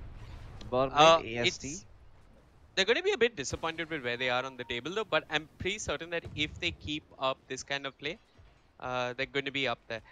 The problem though for them as a team is that they have a very unstable roster. Occasionally it's Susmoy, occasionally it's Len. I don't know what their best five are. Not sure about the best five, but this lineup certainly seems to be working out very, very well for them. Absolutely. They have a 100% win rate with Len, I think. Until this game. That's been only one game with Len. Let's see if they can keep that 100% win rate going. Yeah, and Len is going to pick up his Axe Scepter now, is also going to queue up the Radiance, and this Brewmaster in the late game is such a dangerous foe. Even if you don't go for the Primal Split cooldown, he does a lot of damage with the 100 attack speed talent, and like the 15% Drunken Brawler chance. He's going to be critting for days, he's going to be dodging for days, so it's going to be really hard to bring him down unless you have the right items. And by then, it might already be too late. I mean, Brewmaster could get himself something like an Assault, something like a Shiva's Gut to take care of the physical damage. The mischance from Radiance combined with a Drunken Brawler is going to make sure that he doesn't get hit too much up until the goes from Reckoning to pick up MKBs or a Bloodthorn. And even apart from that, you still have to consider the control that's going to come out from Animal, from the Earth Spirit, and Razor static linking your LC when she's dueling. This is so many bad things we're reckoning at the moment. Like, I mean, sure, on paper the lineup looks very, very strong, but in order to execute this lineup, you need to take skirmishes, you need to take 2v3 fights or 3v2 fights. You can't fight the entire lineup of the Council together because they will out-control you. If you want to outfight them, you do it with a net worth advantage, which they don't currently have. Or you do it with an Aegis, which they don't have either. And I think you start by smaller pickoffs. I think you start by keeping vision around the pit. Oh yeah, that's where Reckoning want to find their way back into the game. I also think, I mean, I personally, as a player, I start giving up hope when my last tier 2 tasks being taken away like this. I hate giving away my tier 2 tasks. Yeah, I think tier 2 towers are extremely important because, I think, well, you just get pushed inside your base and, well, like you can't farm your jungle. Chain goes in, boulder smash, magnetize, they've got the Legion Commander and world favorite before even getting the duel off will end up falling. This is even worse. Giving up your tier 2 towers and giving up your last tier 2 tower and not having buyback. Len? Earth Panda AFK? Oh, okay, never mind. No, he's got the Storm Panda up there. I think Reckoning are doing the right thing. They're pushing for tier 2 towers themselves, but they might lose their tier 3 towers. I think they need the Dragon Knight and the Gyrocopter to come back in. Zafido with that own charge upon him won't be blinking and getting the epicenter off. But I have to point out one thing about Reckoning Floki. They are familiar with the late game. It's where we saw them take a game of ROG Titans at the MPGL India qualifier. So they know this part of the game well. And just as I start singing praises about them, the Dragon Knight might end up getting picked off. Okay, well, they used all the stuns. And you don't have Primal Split, but either way, you can see Len, despite that bad early game on his Brewmaster, died only once, has Radiance, has an Aghanim Scepter. I mean, not Radiance, but Relic, and getting pretty close to his Radiance. He's up there. Definitely. I like what Reckoning are considering. Are they looking to sneak Roshan or find a pick and go towards Roshan? Well, they can't do Roshan fast enough, so they certainly need to find a pick off first. If they had damage on the LC, maybe Roshan is a possibility, but you don't, so you look for the pick off first. And they just might find Animal. World Fab. Nope. Wait, are they gonna? No. They don't find anyone or anything. And wait, Legion Commander still chasing. I mean, she won't win the duel against Clockwork. The Clockwork will turn and kill him if she's not careful. She's gonna need allies, and I think the right game plan from Reckoning was probably that get your LC a fast blink, get your Jakiro a fast 6, and use your Macropie and duel together to secure duel victories every single time. I think it could have been Burrow Epicenter, it could have been Call Down, it could have been any one of these three. Yeah, but but none of them really helped out. Oh, what? Hookshot? He's gone in, he finds the Dragon Knight, but this might not look or turn out too well for the Council. The Clockwork does have the Blade Mail, but Dot, expending his BKB, will only find himself a Clockwork. Deaths with his own BKB, looks to turn, looks to run in. ASD, man fighting as the Dragon Knight. Deaths with 140 stolen damage, will end up getting duel, and the Legion Commander with the Blade Mail ends up winning that duel. She's barely alive, but she's looking to run. Elsewhere, Epicenter comes in, the Yule Scepter coming in from the Storm Panda, buying a little bit of space and time, while the Primal Split being used by Lenya to focus down Dot, but he's lost all his Brewlings. It's only the Earth Panda all by himself. The Earth Panda, what can he do? He's looking to run. He won't get his blink off. Safido with a perfectly timed Burrow Strike, holding Len in place. They'll surround it, they'll bring it down, and they'll take away his killing spree as well. That was honestly so well played by the LC there. The LC was just waiting in the back lines for the Razor to steal some damage. She knew there's no other way they kill the Razor.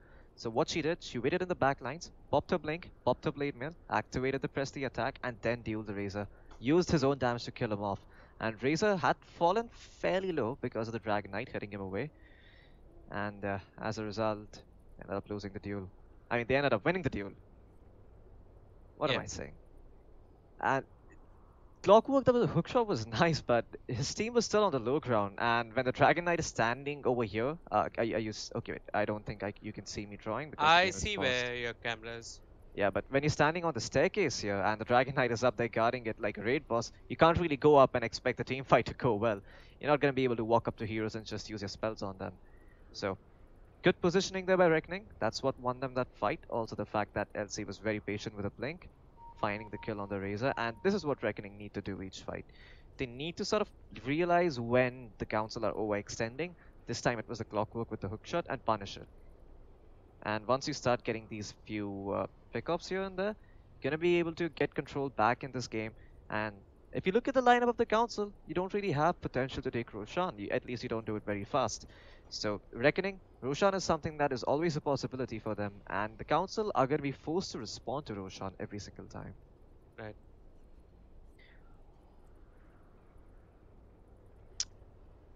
I think, yeah, like you said, all credit for that fight goes to the Legion commander.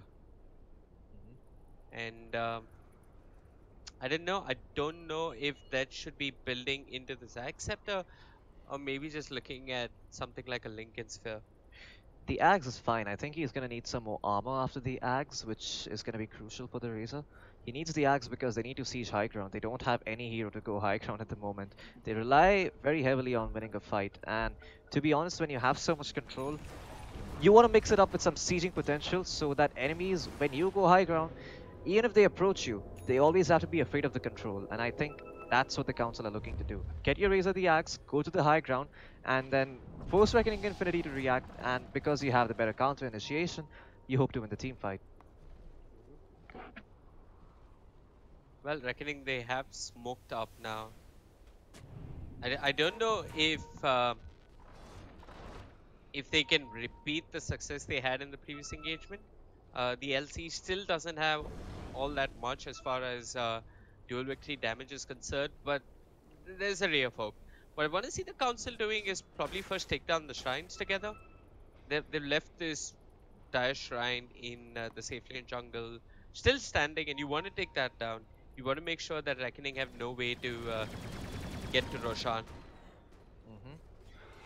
I think there's also the fact that if you look at Reckoning's lineup, wait a second, I just potatoed there. So if you look at Reckoning's lineup, they are really good at taking Roshan once they have your items. Gyrocopter has that option now. Could look to go Roshan as well for Reckoning, and the Council don't have vision around the pit at the moment. These are dire wards, so they don't know if Reckoning are doing Roshan, and I think that's something that they're always gonna have to be afraid of. Right. Jin is looking to finish up his Nullifier. Against these BKBs, it's really good, especially if he can jump in first. But if he doesn't, then this Nullifier is probably going to be a waste of an item. Because you ideally want to get it off on heroes like the DK or the Gyrocopter. Maybe even the Sand King. Right. Otherwise, the item is just useless. Well, for now, the Council, they just need to hope to finish this Axe Scepter. Once they have it on the Razor, they can try and siege high ground. In the meanwhile, look to limit your map control. Look to limit their map control on the opponent team, and try not to die. Which I think he's found the Clockwork. The duel is there. There's that macro fire that you spoke of in conjunction with the duel, and all of a sudden, what was once a 7,000 net worth advantage in favor of the Council has now come down to just 1,000 gold. Jin, he's got that Nullify. They lift up the Gyrocopter Nullify. Committed Gyrocopter, though he is fast, he looks to run. But the Cogs catch him too. They'll find themselves the Legion Commander. Zafito goes in with the AP and the Burrow Strike. It isn't enough to really net them a kill, as I think the Dragon Knight TP'd out, and Lost Rider with the hook shot mid 4-star from the Sand King will find Zafito, will retrieve the gem, and Jin with the Nullifier and the Urn will just slow down that twin-headed dragon and bring him down eventually. Flamey with a nice ice path. Can't really get out of it. Doesn't have anything like a blink or a 4-star. He's going to end up falling. And just like yesterday's game that we casted, the AT Gaming versus Buriza Youth game, this has been an equally back and forth game. Oh yeah. This game, have to say, the Council, they are certainly showing that they're not to be just pushed over because they don't get the cheese heroes. But at the same time, I also want to say that you simply can't ban against against the Council, because they're always going to find these heroes that are micro-intensive and are really high skill capacity, heroes like the Earthsplit and the Brewmaster. And I mean, how many heroes are you gonna ban? If you're gonna ban the Chen, the Enchantress, the Brewmaster, you're gonna pick up something else like the Meepo. Nice push right coming up from Zafito. Looking to fight the hook shot. Is there Lost Rider catching Zafito, but he's got a force stop. The duel will not end up going in favor of Reckoning, and with the telekinesis and that nullifier, they look to bring down the Dragon Knight. Dot lets loose the flak cannon, nearly finds deaths, and AHD is chasing for this Razor, has that Shadow Blade. His BKB is starting to time out. The Breathe Fire will not end up connecting, and Deaths will manage to escape, while elsewhere, Len finds himself one, has the Hull Boulder controlling the Gyrocopter. World Fab looks to turn, doesn't have the duel, and hence Reckoning without the catch can't really punish the Council. They found both the supports, but this homing missile, it might net them the Prabhu Master as well. They've got the Rocket Barrage. I think AHD committed the Elder Dragon form just for Len, and he's going to end up picking up that kill. Oh, yep. Well, it was a buyback on the LC. It did end up paying off. But the problem is that the lineup of Council now starts to falter, especially when you don't have the armor items up on the Razor. He's taking a lot of physical damage in these fights. You could see last fight, he was getting sort of just flak cannon down because of the Gyrocopter. Presses his third skill button and then just starts firing away. And Death loses like half his HP. Yep. Once he has something like a Shivas or an Assault, he's going to be looking a lot stronger for Council, but he just finished his Axe. You probably want to win another team fight before you're able to get those armor items, and this might be it in fact. This Roshan, even though Reckoning is good at taking it, Council is good at contesting it. That's something you have to remember. Yeah, Reckoning's not going to get it that easily either. I mean, Roshan won't be falling all that quickly for the side of Reckoning. The Council, have they still got the gem? No, it is over to the side of Reckoning. It is in the hands of Dot on the Gyrocopter. Okay, Dot holding on to that gem. I mean, that just goes to show how much of a factor this Jin Earth Spirit is in team fights. Just walking up slightly with that Shadow Blade, getting the Nullifier and the Urn off, and just bringing down or trying to bring down one of these cores. Now TPs are coming in. There's a Legion Commander TPing in onto a Shrine. She blinks, but she blinks to the hard camp, and they might have enough to control her. Lost Rider on point with a hook shot. They'll find themselves the LC. Animal as well as Lost Rider caught in the cogs, won't be able to chase. Zafito will manage to blink back. Well, Razor popped his BKB there, so I think that was still okay for Reckoning. I mean, sure, you lose your LC. Roshan, I mean, they can actually do it, Reckoning. I mean, do you see the line they've drawn on the mini-map? It wore off. But the line was basically, guys, we're going to push mid and take a tier 3. We're giving up Roshan, but we're trying to take a tier 3 tower. I mean, did Reckoning draw the line? Yeah. Look, well, they certainly are not doing. I mean, yeah, they're doing it bottom, but I thought you pointed. Oh, okay, bottom. Yeah, okay. It makes a lot of sense. I mean, they're trying. The problem is the Council, they've got Roshan and they can come back and defend. So pushing out bottom really did end up working all that well for them. Oh yeah. Well, looks like Len is going to be going for the Octarine Core next. So he does want the Primal Split level 25 cooldown reduction talent. And with that, he's just going to be roaming the map with all his pandas with the clarity in his pocket. Oh. So that's something that Reckoning are going to have to look out for. And there's also something really, really cheesy that the Council can do. Can you take a guess at what it is? Has something to do with the Brewmaster. Earth Panda. Yep, Earth Panda. Go high ground, start hitting buildings. Nothing you can do if you're Reckoning. Yeah, I think... I don't know what the exact stats of the Earth Panda are, but it works better with Alacrity. Not sure if the Earth Panda just by itself is going to be enough. Zafito, blink and force off on cooldown. Gem in his inventory will end up falling. He drops the gem before he... Wait, Reckoning? Do you see it? Council. Wait, Council? Oh, there's a gem lying on the ground. No, they see something far more valuable. They see Dot in the mid lane. And if look at this! Lost Rider! Take a buff. Oh my god, wait, the BKB, you don't have base to pierce BKB, so you're gonna be able to BKB TP out, but nonetheless, great hook shot there by Lost Rider. Despite the ward, it's sort of... I don't know what he's doing, I don't know what the geometry or the angle on those hook shots are. He's making Pythagoras and all of them look massively stupid and just landing these insane hook shots. And yeah, now the Council, they've got the Primal Split, they've got Deaths with his Axe Scepter. And they take a lane of barracks. Yeah, who's got the Aegis? It's a little bit for slow siege. Okay, it is in the hands of Len on the Aegis. Yeah, I mean, you have a Brewmaster with Radiance, and he's really hard to take down, so probably give it to him. Razor, if he dies after getting a static link off, that Aegis is not going to be that valuable, especially because Eye of the Storm also does not persist through Aegis. I like how they're doing this. They're not committed to the Eye of the Storm. Nets will now pop his BKB. Now uses the Eye of the Storm, turns towards the Legion commander, but Legion survives for a while, loses all his damage. A duel could still work though. ASD with his own BKB looks to turn. Lost Rider with the Cogs, not really catching anyone, but Nets with the Eye of the Storm looks towards the melee. They'll get it and force out the glyph, which came a second too late. Reckoning caught snoozing, will lose their barracks, will use the glyph for nothing really in the council. They can just start pushing bottom. They've still got the Aegis. They haven't got that BKB on deaths for a good 40 seconds. But Lost Rider. I mean, you have the still though. So. Wait, what? Len blinks forward, looks for the creep wave, gets stunned up. The epicenter and the bow strike is there. Len caught in the duel, will end up falling, but that's only the Aegis. Animal dropping low, falls to the overwhelming odds, and Deaths caught in the eye spot will fall as well. Len has the Aegis, but what good is it if he doesn't have teammates to fight alongside him? Lost Rider dropped the cogs, looks to run, but Dot will chase him down. He has the rocket barrage, and with the MKB and the Sanjay Yash has more than enough damage to bring him down. And now Len. His Aegis taken away. His Earth Panda being hounded. He should almost certainly end up falling. He blinks out though. What? I mean... Did he blink out? So Icepath has a second of form, right? Yep. Jesus. He was just... I think he shift queued his blink dagger in the right direction. And as a result, it sort of acts like phase shift primal split in that instance. That if you're facing the right direction...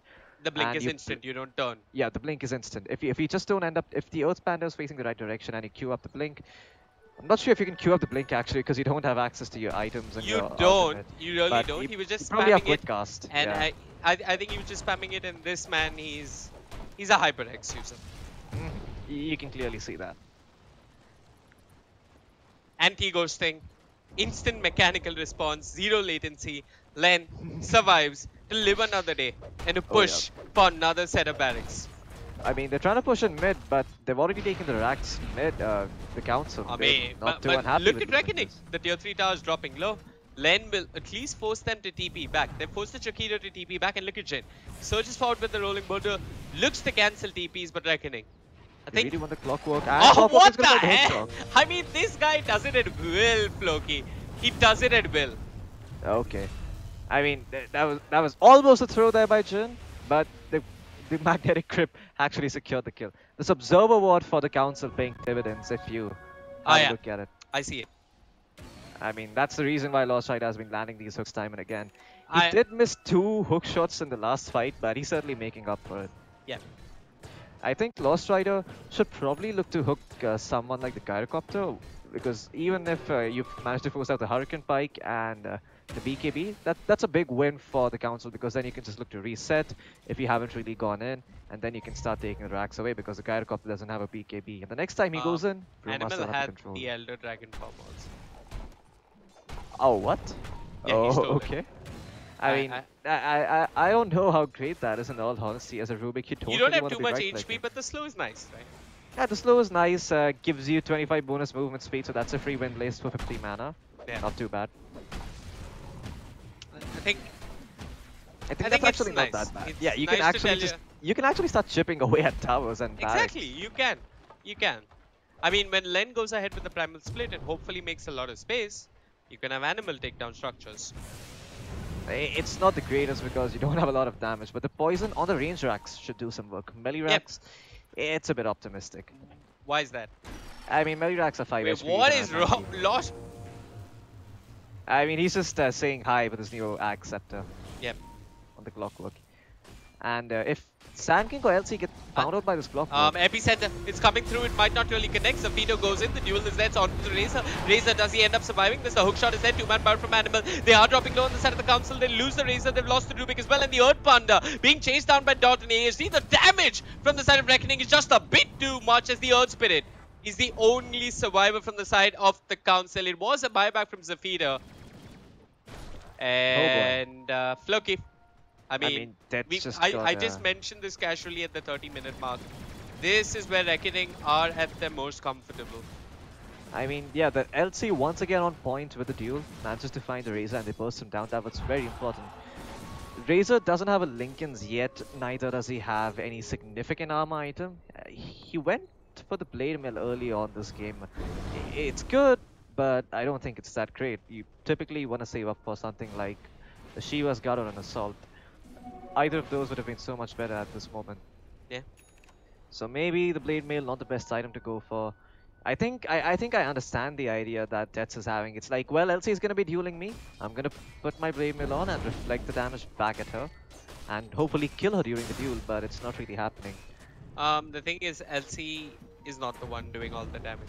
Oh yeah. It's the Dragon Knight and the Gyrocopter. So you don't end up killing the LC during the duel. The Dragon Knight. I mean, this Dragon Knight is I don't think he. Down. Yeah, he hardly gets tickled by that Blade Mail. Oh yeah. Oh, the hook shot was I heard it. But, I mean, how do you kill ASD now if you're the council? I mean, sure, you have control, but where's the damage? Unless you get Silver Edge or Dets picks up something like I also 300 think damage. Jin, Lost Rider, trying his best, walks in with the Blade Well, Mail. DOTA's in an awkward position. Yeah, I'm going to cut bottom with Zafido with the Borrow in the epicenter. Catches 3 huge plays coming up from Zafido as Dets ends up falling for 82 seconds without buyback. Animal, he's going to buy back, but I don't know what good a Rubik is. Jane, tagged by the dust, looks to run. They let the Earth Spirit live. Can Zafido catch more? He hasn't got the mana though for a Borrow Strike. And Animal, well, he wants to go back in. There's Len on the Brewmaster, gets the Primal Split off. The Ice Path catches to Zafido. Low on mana will just drop the Sandstorm, but look at this. The Dragon Knight looks to turn. Jin barely ends up surviving with the Rolling Boulder. And once again, it's just the Earth Panda and the Storm Panda trying their best to stay alive. They'll bring down the Storm Panda. The Earth Panda being rescued by the Glimmer Cape, turns around, drops the whole boulder and gets the hell out of there. Oh, the Ice Path stolen by Reina. Wait, what? Where did that hook shot go? Onto the Siege Creep. Okay. Animal will destroy it in a fit of rage. So, there were buybacks expended in that fight. I think it was Animal buying back. Yeah, I think that was well, let me just have a quick look. Animal can't- did buyback. You can press enter and you can scroll through. So, Animal bought back. And that's the only buyback, yeah. Well, the good thing is that they've managed to find the Gyrocopter, but the Gyrocopter not too unfazed by that. This is the point where the Dragon Knight looks really, really strong against the Brewmaster, because you have the splash damage against the Brewmaster, so all his pandas end up getting hurt. And that's something that I don't think the council probably accounted for. I think but now with the Octarine code, they can start doing some cheesy stuff that Reckoning may not like. They can, but those Brewlings are dying as well, Loki. I think the right play to make from the council at the moment is to sort of try and rat if possible. In one lane you put the Brewmaster, in the other lane you put the Razor. You go on either one with all your heroes, the other is going to take down the towers, be it the Razor with the Axe or the Brewmaster with the Earth Panda and the level 25 Primal Split. So close. I think this last creep is going to give him the XP, and indeed it does. Well, plus 40 strength. He's only going to be lasting longer, hitting harder, and with that deadlist of his, this Dragon Knight is going to look real scary. Yeah, I was talking about the Brewmaster. Ha! Okay, so we got two big talents. I mean, sure, we got... Yeah. I think, obviously, the Primal Split cooldown is huge. We've seen... I mean, entire tournaments being put in disarray because of Ice and his Brewmaster. And literally, there's some things in Dota that are fundamentally broken. And I think this level 25 talent is one of them. Okay. Oh, Jin. Almost got caught out there. Yeah. But Animal's got the Borrow Strike, and he's been making some plays with the Borrow Strike on previous occasions. I mean, Animal is kind of poor for a Rubik 48 minutes in, but being the position 5 and having Jin and Clockwork who don't share any of the burden for detection and wards, I think it's safe to say that Animal has done a good job. I think the only support item that Jin has bought is that urn. Yeah. I think he bought Dust a couple of times, but that's it. I honestly think he could have gone for the Spirit Vessel. He might find the Jakiro though. Hex even coming out, but press the attack, keeping the Jakiro alive. Lost Rider with the homing missile should look to run. But Len, with the Primal Split, wants to force the issue. He's got the Storm Panda controlling the Dragon Knight, the Ice Path in turn controlling the Storm Panda. Both teams looking for an opening, but they haven't got vision on Jin. Look for the hook shot from Lost Rider. That's what I'm watching for. Oh, Brewmaster is going to blink out. Does see ASD. Has Primal Split once again. Ooh, that was close. Ah, duel. They've got Animal. They will bring down the Rubik. Lost Rider goes in with the hook shot. Razor pops his BKB, but AHD looking to run. Doesn't have too much mana. The Legion walks in and comes a whole lot of damage. Has to press the attack to bail himself out. And now, with the Flak Cannon and the BKB, they'll look to deal with the Brewlings. They'll bring down the Razor. They'll turn towards Len. Jin, the other brother, still alive. But he hasn't been able to do too much in this fight as Dot and AHD just wrecking havoc when the side of the council do decide to group up a bit. I think that was a bit of a misplay there by Jin. He missed his spells on the Sand King. There was a beautiful hook shot though coming out from Lost Rider. He managed to catch 2 heroes and push them back with the cogs. The LC, I'm not sure who she quite dueled, but so I think you were looking in that part of the fight. I was looking at the other part. The LC just jumped the Rubik, and I think that's kind of huge. Yeah, that's huge. If I'm not mistaken, Animal had Barrow Strike before that fight, and I mean it sounds silly on paper, right? Rubik, like what does that hero do? But Animal's been putting in a lot of work. And yeah, I think he did good to just bring down the Rubik. Jane walks into the pit. They should have detection. Come on. They don't. Reckoning, you know you're better than this. Please. It can't end like this. No team deserves to lose a game of Dota because they're not carrying detection. But Jin, I think he showed himself with the boulder. Yeah, he did. He announced himself. Right, but reinforcements are on the way, are they? The Brewmaster and the Razor are dying, but Lost Rider goes in with a hook shot, drops the cogs. Roshan's still low, but the cogs will ensure that Lost Rider can't go inside and pick up the Aegis. He's got his own force staff, but that'll only push him closer to death and destruction. And Dot ends up losing the Aegis. The gem on the floor. But I think Reckoning got what they were looking for. And now if they just march down mid, they might be able to force a buyback. That's exactly what they need to do. Jin just bought himself a Dagon. I just want to point out that this Earth Spirit actually hit somewhat hard at this point. He went for the plus 40 damage at level 10. And because of the Shadow Blade and Nullifier, his right clicks actually do a lot of work. So getting on top of someone like the LC or Chiquito could wait, what? Jin has the Hex. He looks to turn towards the Gyrocopter, but there's the duel. Jin will be punished and he may hit hard, but the LC is only going to take advantage of it with that blade mail. The Chiquito dropping low ends up surviving courtesy the Glimmer Cape. The Brewmaster commits a split, doesn't get too much done, and now Death's caught in the Dragon Tail will end up falling. Len, he's got the Primal Split at the ready any instance that he wants it, but he hasn't got a team to fight alongside him as Reckoning clean up everyone with the exception of the Brewmaster. There are buybacks available. There's another Primal Split and Len is going to try his hardest to hold back Reckoning. A buyback coming up from Deaths on the Razor. Can the Council hold on? The Earth Panda, the only Panda alive, and you really need that Swamp Panda. That's the one that offers control. The Earth Panda just, I don't know. I mean, it's all he cute. does is give you a Thunderclap. Yeah, but I think Len has forgotten that you get the Thunderclap with the Ags, and I haven't seen him use it really. Unless he did. I think the right idea for Council is just a split push now. I don't think they take these team fights anymore.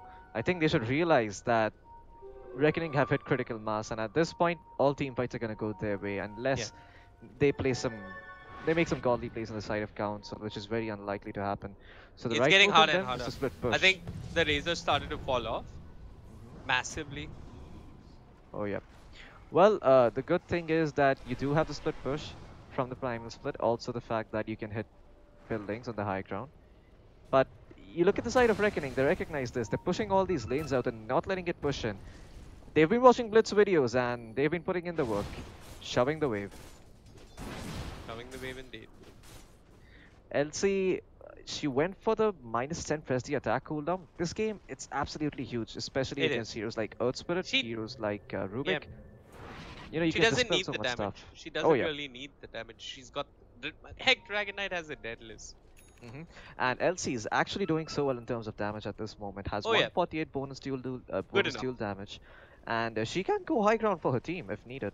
If needed. It's nearly a couple of demon edges that she's working with. Yeah. It's just a casual half rapier worth of damage for the LC. If I want to put it into perspective. Oh yeah.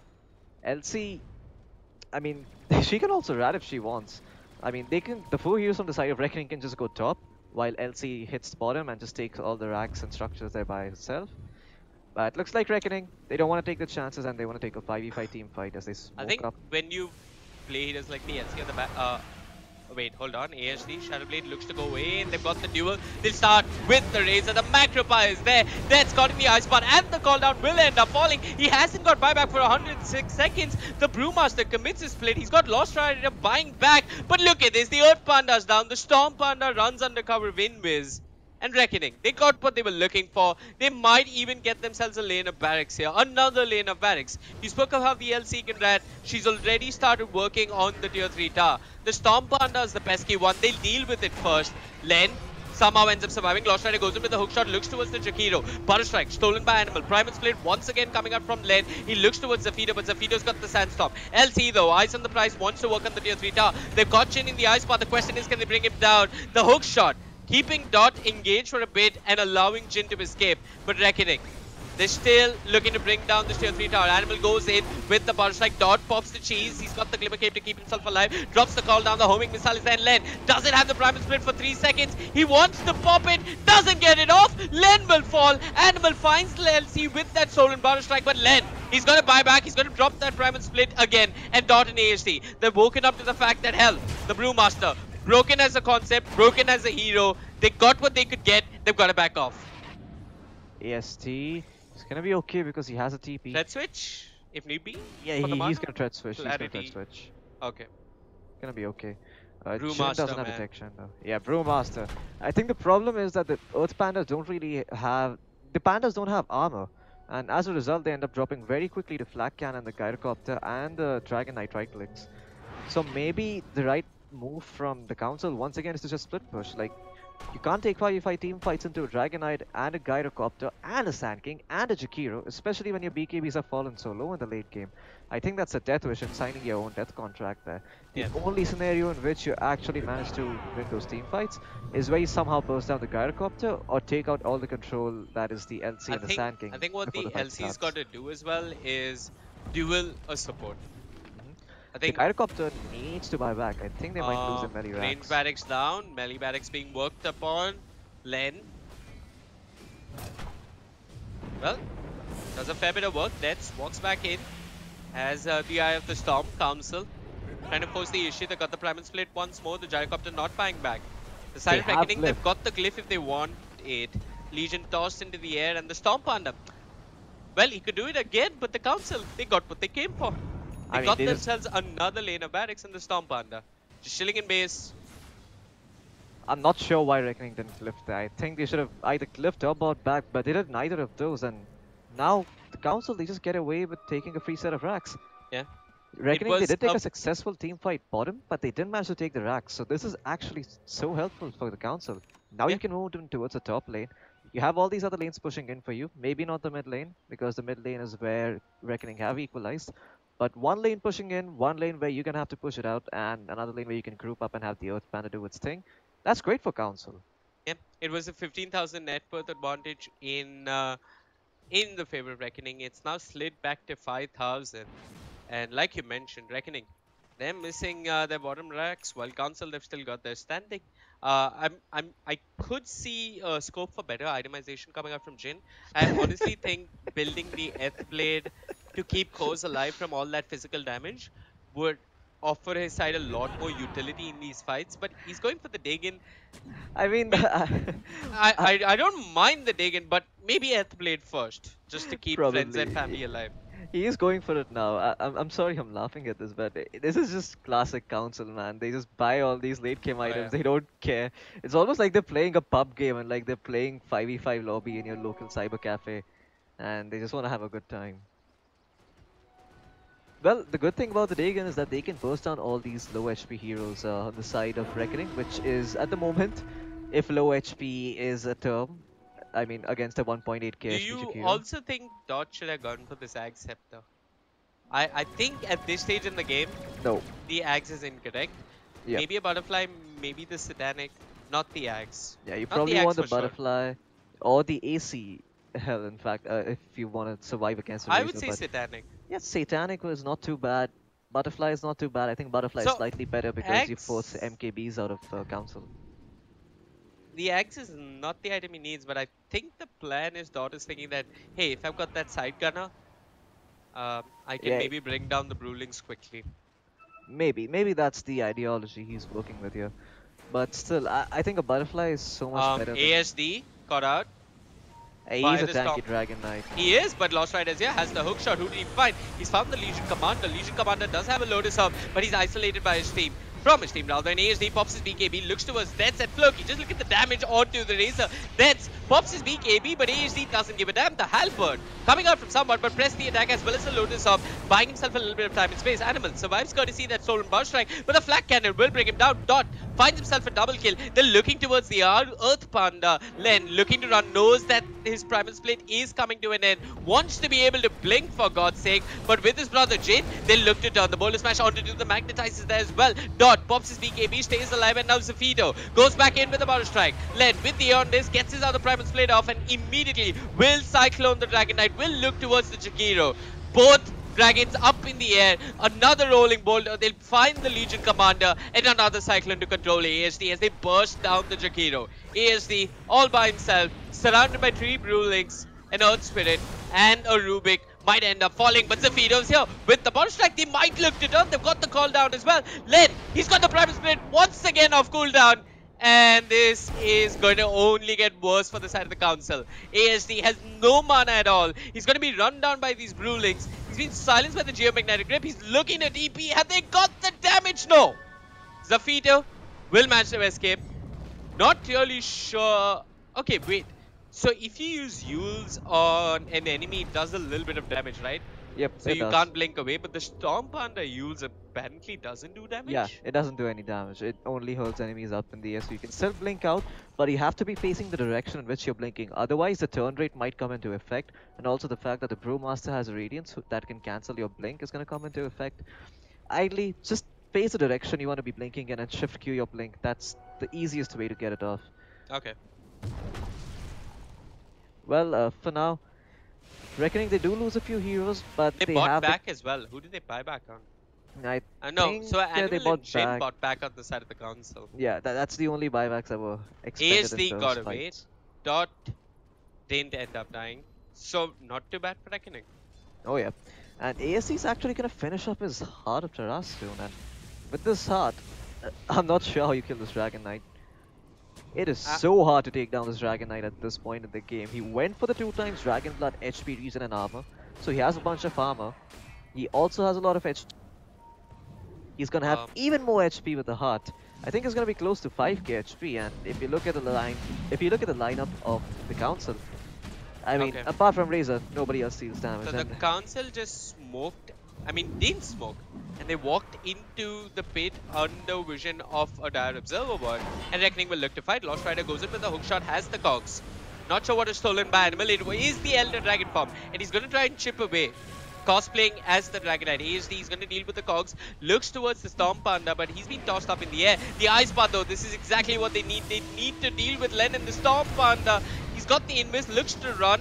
A quick Hex coming out on the Sand King. There's a duel onto the Razor. Deaths. He's going to end up falling for a good 90 seconds. Now they got the call down. They've got the Ice Path. Len, his Aeondis will trigger. He needs 2 seconds on the Primal Split. The Bono Strike will whiff, and Len once again splits into 3 and looks to delay Reckoning from closing this game. He's got the Storm Panda running off on its own mission.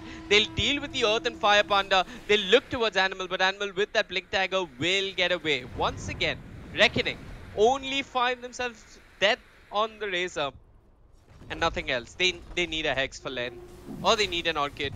I don't know. I mean, I don't know. You just need damage if you're the side. Oh, Jin, is he gonna go in? Goes in with the rolling boulder. He's got it. The strike kick. He's done it. He snatched the Aegis.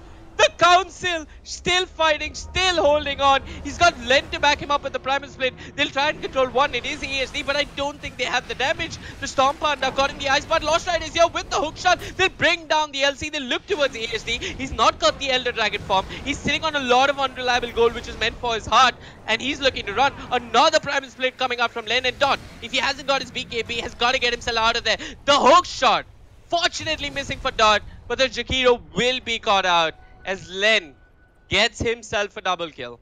LC doesn't have buyback. This might just be top racks and mega creeps with the council. Oh yeah. And if this Storm Panda goes ahead and catches one, that could just be a huge disaster for the side of Reckoning. I mean, that was such a big Aegis steal coming in from Jin. Absolutely. They still have the refresher shot to work with for Reckoning, so you have double macro fire to hold off the creeps, but I'm not sure how good that is, especially when you have the bottom lane of creeps pushing I in. don't know. The refresher shot was on Dot. But look at this. If you got the Storm Panda doing this, fortunately for Dot, he's got that side gunner, and the side gunner was attacking the Storm Panda. They'll take the tier 3 tower. AHD is still alive. And look at this. Look, he's got himself the Orchid. This is exactly what he needed to make. Oh yeah. Has the Orchid now, so his damage is going to be amplified even further. He's queuing up the Bloodthorn, and he might want to sell off the Daedalus. If that is the case, maybe get something like a Mjolnir to really capitalize on the Bloodthorn's active. Daedalus and Bloodthorn crits don't really stack, so that is something that you might want to think about if you're ASD. But yeah, you do deal a lot of damage in these team fights now. This Dragon Knight is going to be hitting super hard. Yep. So Brewmaster, he's going to have a tough time surviving with his Brewlings. Razor, he's been having a tough time anyway, and he's building himself an Aeon disc of all items. I'm not sure how I feel about this. I'm not going to write it off though, because Aeon disc is a really good item in the late game, especially. Prevents you from getting bursted down. But I'm not sure if it's the item that Dets needs, because even if he does get dueled, the duel has a long duration, lasts for 5.5 seconds, and once the duel is over, he's still going to be having to deal with the Dragon Knight, the Gyrocopter's damage, and in that case, a Shiva's is probably better, or something like an Assault is probably better. Well, ASD. You wanted Len to rat, he sent in 2 Brewlings up top. Oh but, yeah. He can't force through back to regen. Well, I think this is the point where you probably get yourself an Assault if you're Len. I think the aura from the Assault Cuirass carries over, gives your Brewlings a bit more attack speed, even though the basic Assault Cuirass element does not. I mean, the non-aura part gives you 20 attack speed if I'm correct, and the aura part gives you 30 attack speed, so can have 30 attack speed to work with, and deal with the Raxes a bit faster, if he so desires. No, never mind, it is 25 attack speed. I was wrong about that. So, Reckoning, at this point in the game, they realize 2 things. First, they have a lot of damage, so damage output is not a problem in these fights. The problem is going to be controlling the Brewmaster and finding him as soon as his Primal Split ends. Yeah. In that regard, the Orchid is great, but Len has Aeon Disc, so he can dispel the Orchid, especially if he goes in with the Primal Split.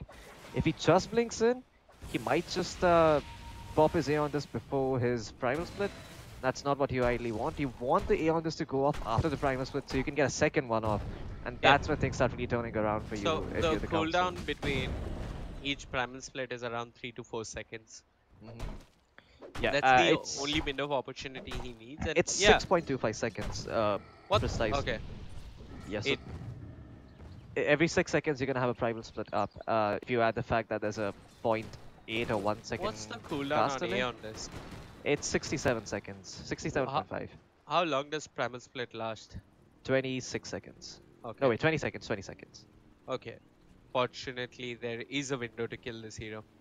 Yeah, there is one, but that window is, well, it's gonna be hard to exploit if your Jakiro and your LC die out, because then you're relying on really the Sand King and the Dragon Knight. So what they've got to do is duel the Brewmaster. That's gonna help trigger his Aeon Disc, and probably towards the end of the duel, use the Orchid, use the Dragon Tail, and that's when you bring him down. Well, Dot has had enough for sure. He's picked up the Rapier for himself. He's gonna keep the boots in his backpack. This Rapier could backfire. You have the Blade Mail on the Razor, you have the Blade Mail on the Clockwork. Yeah. It could be super risky. And there's a side gunner that's doing damage even if you don't want to. BKBs are pop, spells are getting cast. World Fab will not find it. That's his BKB is squaring off, and both teams, they'll have a meet and greet in the mid lane, but nobody finds too much out of it. Oh yeah, I mean all BKBs except for the Gyrocopter were popped in that fight. Never mind. Wait, I heard multiple BKBs. So it was the BKB onto the LC and Razor. You were saying? I don't know if Dots' Divine Rapier was spotted out. I think it probably was. I'm Nah, not- we definitely see pings, or definitely see some sort of a response plan from the council. They've got the halberd on Lost Rider, which is going to be key. And the thing, what I'm worried about for Dot is, uh, the Divine Rapier restricts how you play a fight, right? So he can only come into the fight after Lost Rider gets going with his first hook shot. And even then, he might not be safe. Oh yeah. He's got to be very careful as to when he chooses to participate in this fight. He's also got to ensure that, he's got buyback. I mean, nearly everyone's got buyback. It's only Deaths as well as the Jakiro who are missing buyback in the entire server. So yeah, he's got to be careful as to when he participates in fights with that Divine Rapier. You got that side gunner just doing his own thing in doing a little bit of side every damage here and 1.1 there. seconds, gotta have that extra pop. Yeah.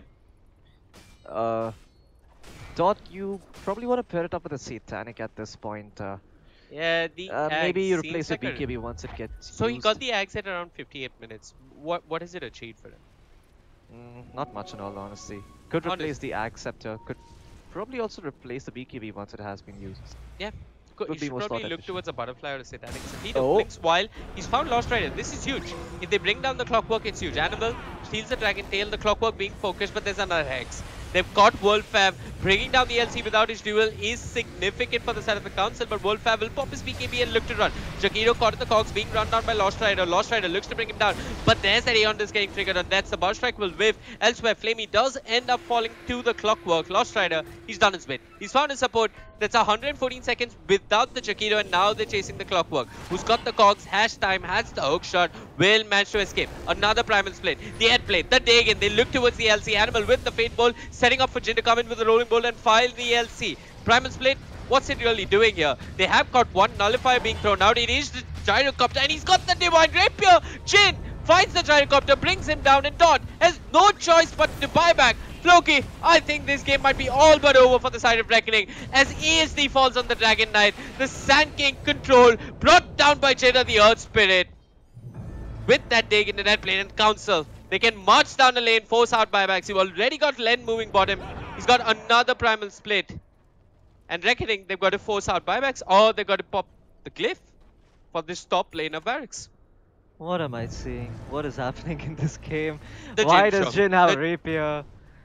Oh my god, I have so many questions at the moment. That was Absolutely. such a weird fight. Gyrocopter now doesn't have a rapier. Already uses buyback, so he's not gonna be having a good time. Jin can now actually start going in and hitting the racks for all intents and purposes.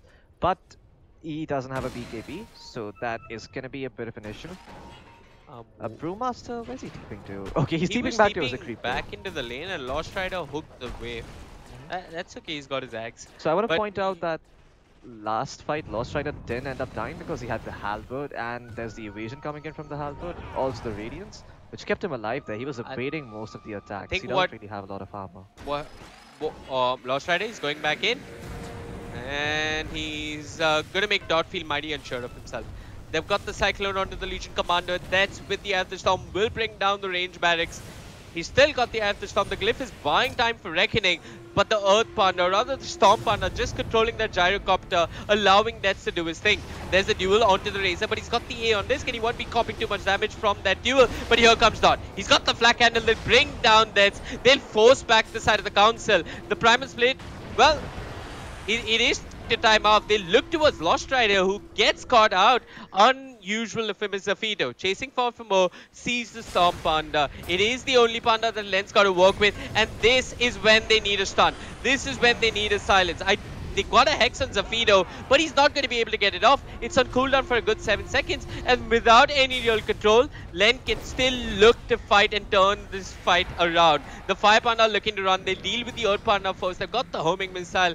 They're trying to bring down Len, and finally, after a good 15 primal splits, Len will die. I mean, the creeps are still pushing in. They managed to take the tier 4 tower all by themselves. So at the end of the day, Reckoning Esports, they do manage to shove out the council from the base, but they still end up losing a structure, and that's a tier 4 tower. And they haven't got the Aegis yet. Oh yeah. I mean, they haven't got the Divine Rapier. Jin has the Divine Rapier. I mean, Jin Knowing the council, he might just go in, backdoor and take the racks down all by himself. He can just build a Mask of Madness and start hitting away at the tower. Sell off his Shadow Blade, swap out his Scythe of Ice, and then even if he drops the Rapier and has a buyback, well, he's gonna be in an okay spot, the council. So, the fight where Dot dropped his Rapier, I think a key factor for reckoning in these fights is what the Legion Commander is doing. The Clockwork is just doing so much more for his side in these fights. I think World Fav or World Favorite didn't even get a single duel off in that previous engagement, the engagement where Dot lost his Rapier. Oh yeah. He just ended up falling without really doing too much. And if you're the LC, I don't know, you should at least try and kill his support. Oh yeah, I mean, but LC has to jump in first with the BKB. Problem is, LC doesn't really have vision in these fights. You want someone like maybe probably one of the Clockwork at your side at this point in the game to give you the vision to jump in with a Blink Dagger, find the duel on the supports like the Earth Spirit, the Rubik, maybe even the Clockwork. But you don't have the vision coming in, so it's hard for you to blink in. When there's a Brewmaster with a Radiance running in at you, you need to have your BKB preemptively popped so the blink doesn't get cancelled. Apart from that, you also need to make sure that the Razor's Plasma Field doesn't hit you, because if it does, that's longer range than the Radiance, and you're not going to be able to get your blink off. So lots of things working against World Favorite. There are a lot of conditions for any offlaner in a team fight, but I think the conditions are really stacked against this LC though, and they all come down to one simple thing. Pop your BKB before the fight starts, and then jump in onto someone, get a duel off. I think that's the ideal LC move towards at this point in the game, because you're not going to be able to find a duel on the backlines or once some spells are on cooldown, because the Primal Split is going to come in every now and again. Radiance is always going to be up. Also, the fact that Jhin is probably going to go on you with Magnetize is not going to help your case. So you just want to jump in first, find the Earth Spirit or find the Rubik and bring him down, make this fight a 4v5, and then with your high damage, you can look to take structures, or if you're in a good spot to right click, you can right click heroes down. Problem is that Reckoning, they are working up against 3 lanes of super creeps. Top lane, they only one melee racks away from mega creeps. The council, what they can look to do at this moment is that they can send 4 heroes top and have someone come in from the backline, sort of take this fight. Can you see my drawing on the map? Can you see the graffiti I'm making? So they start taking the fight in this direction. Someone comes in from the mid lane, goes like this, or like this, and ends up taking the racks here. Or the tier 4 tower and the game, if it's Jhin with the Mask of Madness. I mean, this is a very optimistic easy scenario. No, it's incredibly easy. Any well-coordinated team should be able to pull that off. I think with the Primal Split and whatnot, it just becomes all that more easier. I think what Reckoning have got is Cheese, the Refresher Shard, and the Aegis, if I'm not mistaken. Okay, I just want to point out one thing. Wait, who is the... Okay, the Gyrocopter's got the Aegis, Sorry, go on. The Razor, he went for the worst talent in the game, the worst level 25 talent, the minus 3 second unstable current interval. You're not surviving these team fights, so you're not going to be able to get it off. Just get the attack speed and try and take down buildings. Or maybe do some work while you're still alive. I think he's itemized to survive the team fight. No, on the back line, they've got Dot going in. Dot didn't get his BKB off, but he'll still get Animal. This is huge. They've got the duel onto 1. They're trying to bring him down. It is the Razor, but Razor still ends up standing. Has the Eye of the Storm, will bring down the LC and will look to turn and run away. LC down, Rubik buying back. ASD running around in his Shadow Blade. Dot in the midst of the fight looks towards Len, but Len with the Drunken Haste turns towards Dot. They've got the Spirit Vessel on the Gyrocopter, and Dot, he might end up losing his Aegis, but Zafito comes in. The epicenter is there along with the Bottle Strike. Jhin is got to be careful on the Earth Spirit. He's holding on to the Divine Rapier. Animal comes back, ends up dying. That's his buyback. Heck, he's dieback on the Rubik. And Lost Rider goes in. He's found Zafito with that hook shot. They're going to go in with the Rolling Bolter. They will not find... Oh, they will find the Sand King. The Hex coming in at the way end from Jhin, securing that kill for the side of the Council.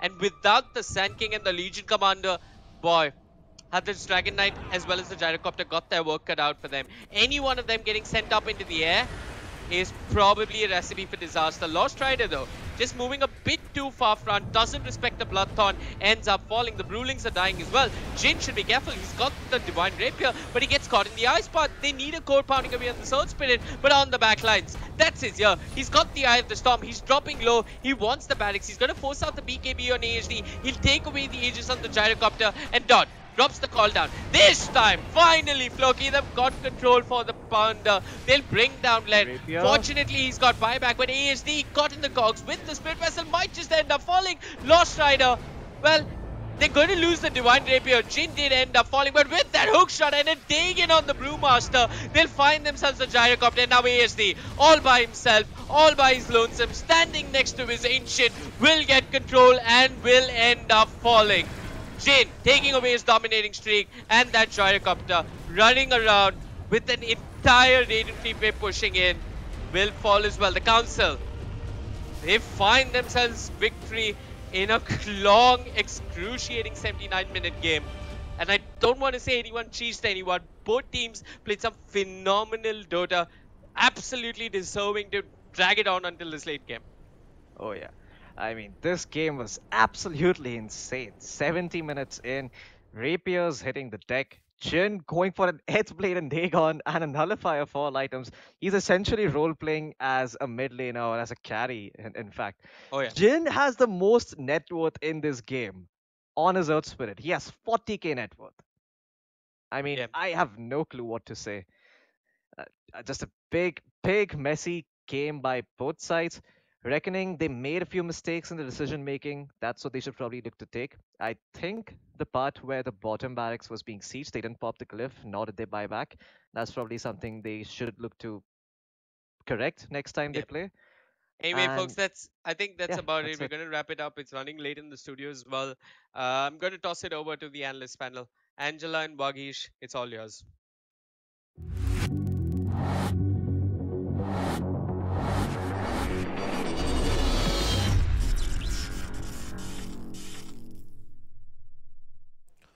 It's over. Oh, this game has ended? Yes. This game has ended, really?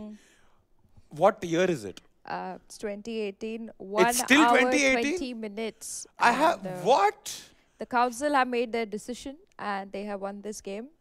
I do not know how to break this down. Don't break this game. Don't break this game. The game has broken us. All that I can say that commendable on Jin.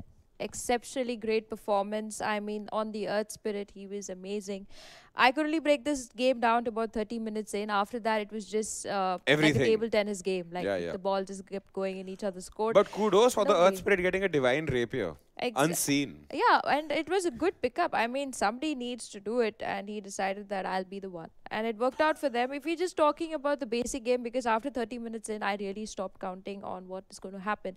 Rotations on both the team, early game on point, great going by them. Gyro was sent in the mid lane, while DK was sent on top lane. Worked fairly well for Reckoning Infinity, but at the same time, you know, it comes down to think that do all games have to go on for so long, because they are drafting for a very late game stage. DK and Gyro in the same team means your game is going to go on for 45 minutes, and this went on 1 hour 20 minutes, and this is not the first time I've seen games like this. It's a constant thing. If you do not finish a game in the first 30 minutes, it is going to go on for 1 hour 20 minutes.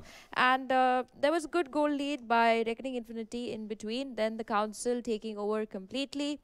But at a point 40k net worth for Earth Spirit, followed by Brewmaster. That Brewmaster was a sly git hug. Yeah, and they all played exceptionally well. I mean, I cannot say anything bad about any player because they all played on point and they fought till the very last rack fell. And that kind of just shows how dedicated these players are. Yeah, and ultimately Reckoning had to yield. They had to, like literally, GG. But I'm glad that council, even though their draft was more of the early stage, at the end of the day, 1 hour 20 minutes in, they took the game. Otherwise, a game where you have a Gyro and a DK with a Legion commander, the chances of you taking a game as a Rubik, Raze and Brewmaster is very less. But Angie, don't you think it was weird that after such a long game, LC could not generate enough, I mean, that would just be a player problem. As it definitely seemed like a player hero problem. Would have scaled to a very massive extent. Yeah, I mean, a 1 hour plus game and LC still having like 200 damage is like unheard of. Like I actually thought okay, she must have amassed like some great amount of like damage. It happens. And now as you talk about it, I mean, LC could have fed off the only 2 players, that is a Rubik and an ES. And if that's it. The Earth Spirit itself had a Divine Rapier, who would she feed off? So that's how it goes, and that's an end of Dota 2 today. Yeah, good game. Alrighty then, Angie, closing it up very nicely for us. Ladies and gentlemen, we'll be back again tomorrow with more CR, CSGO and Dota 2. This is what we have for you guys today. Cheers. Remember before you go, press that subscribe button, press the bell icon button, and also remember, all of this has been brought to you by Omen, by HP, HyperX, and Intel, and presented to you by Nordwind Gaming. So, Angie, are we all set for tomorrow? Yes, we are. We're good to go. And for today, like I said, this is all we have. Cheers.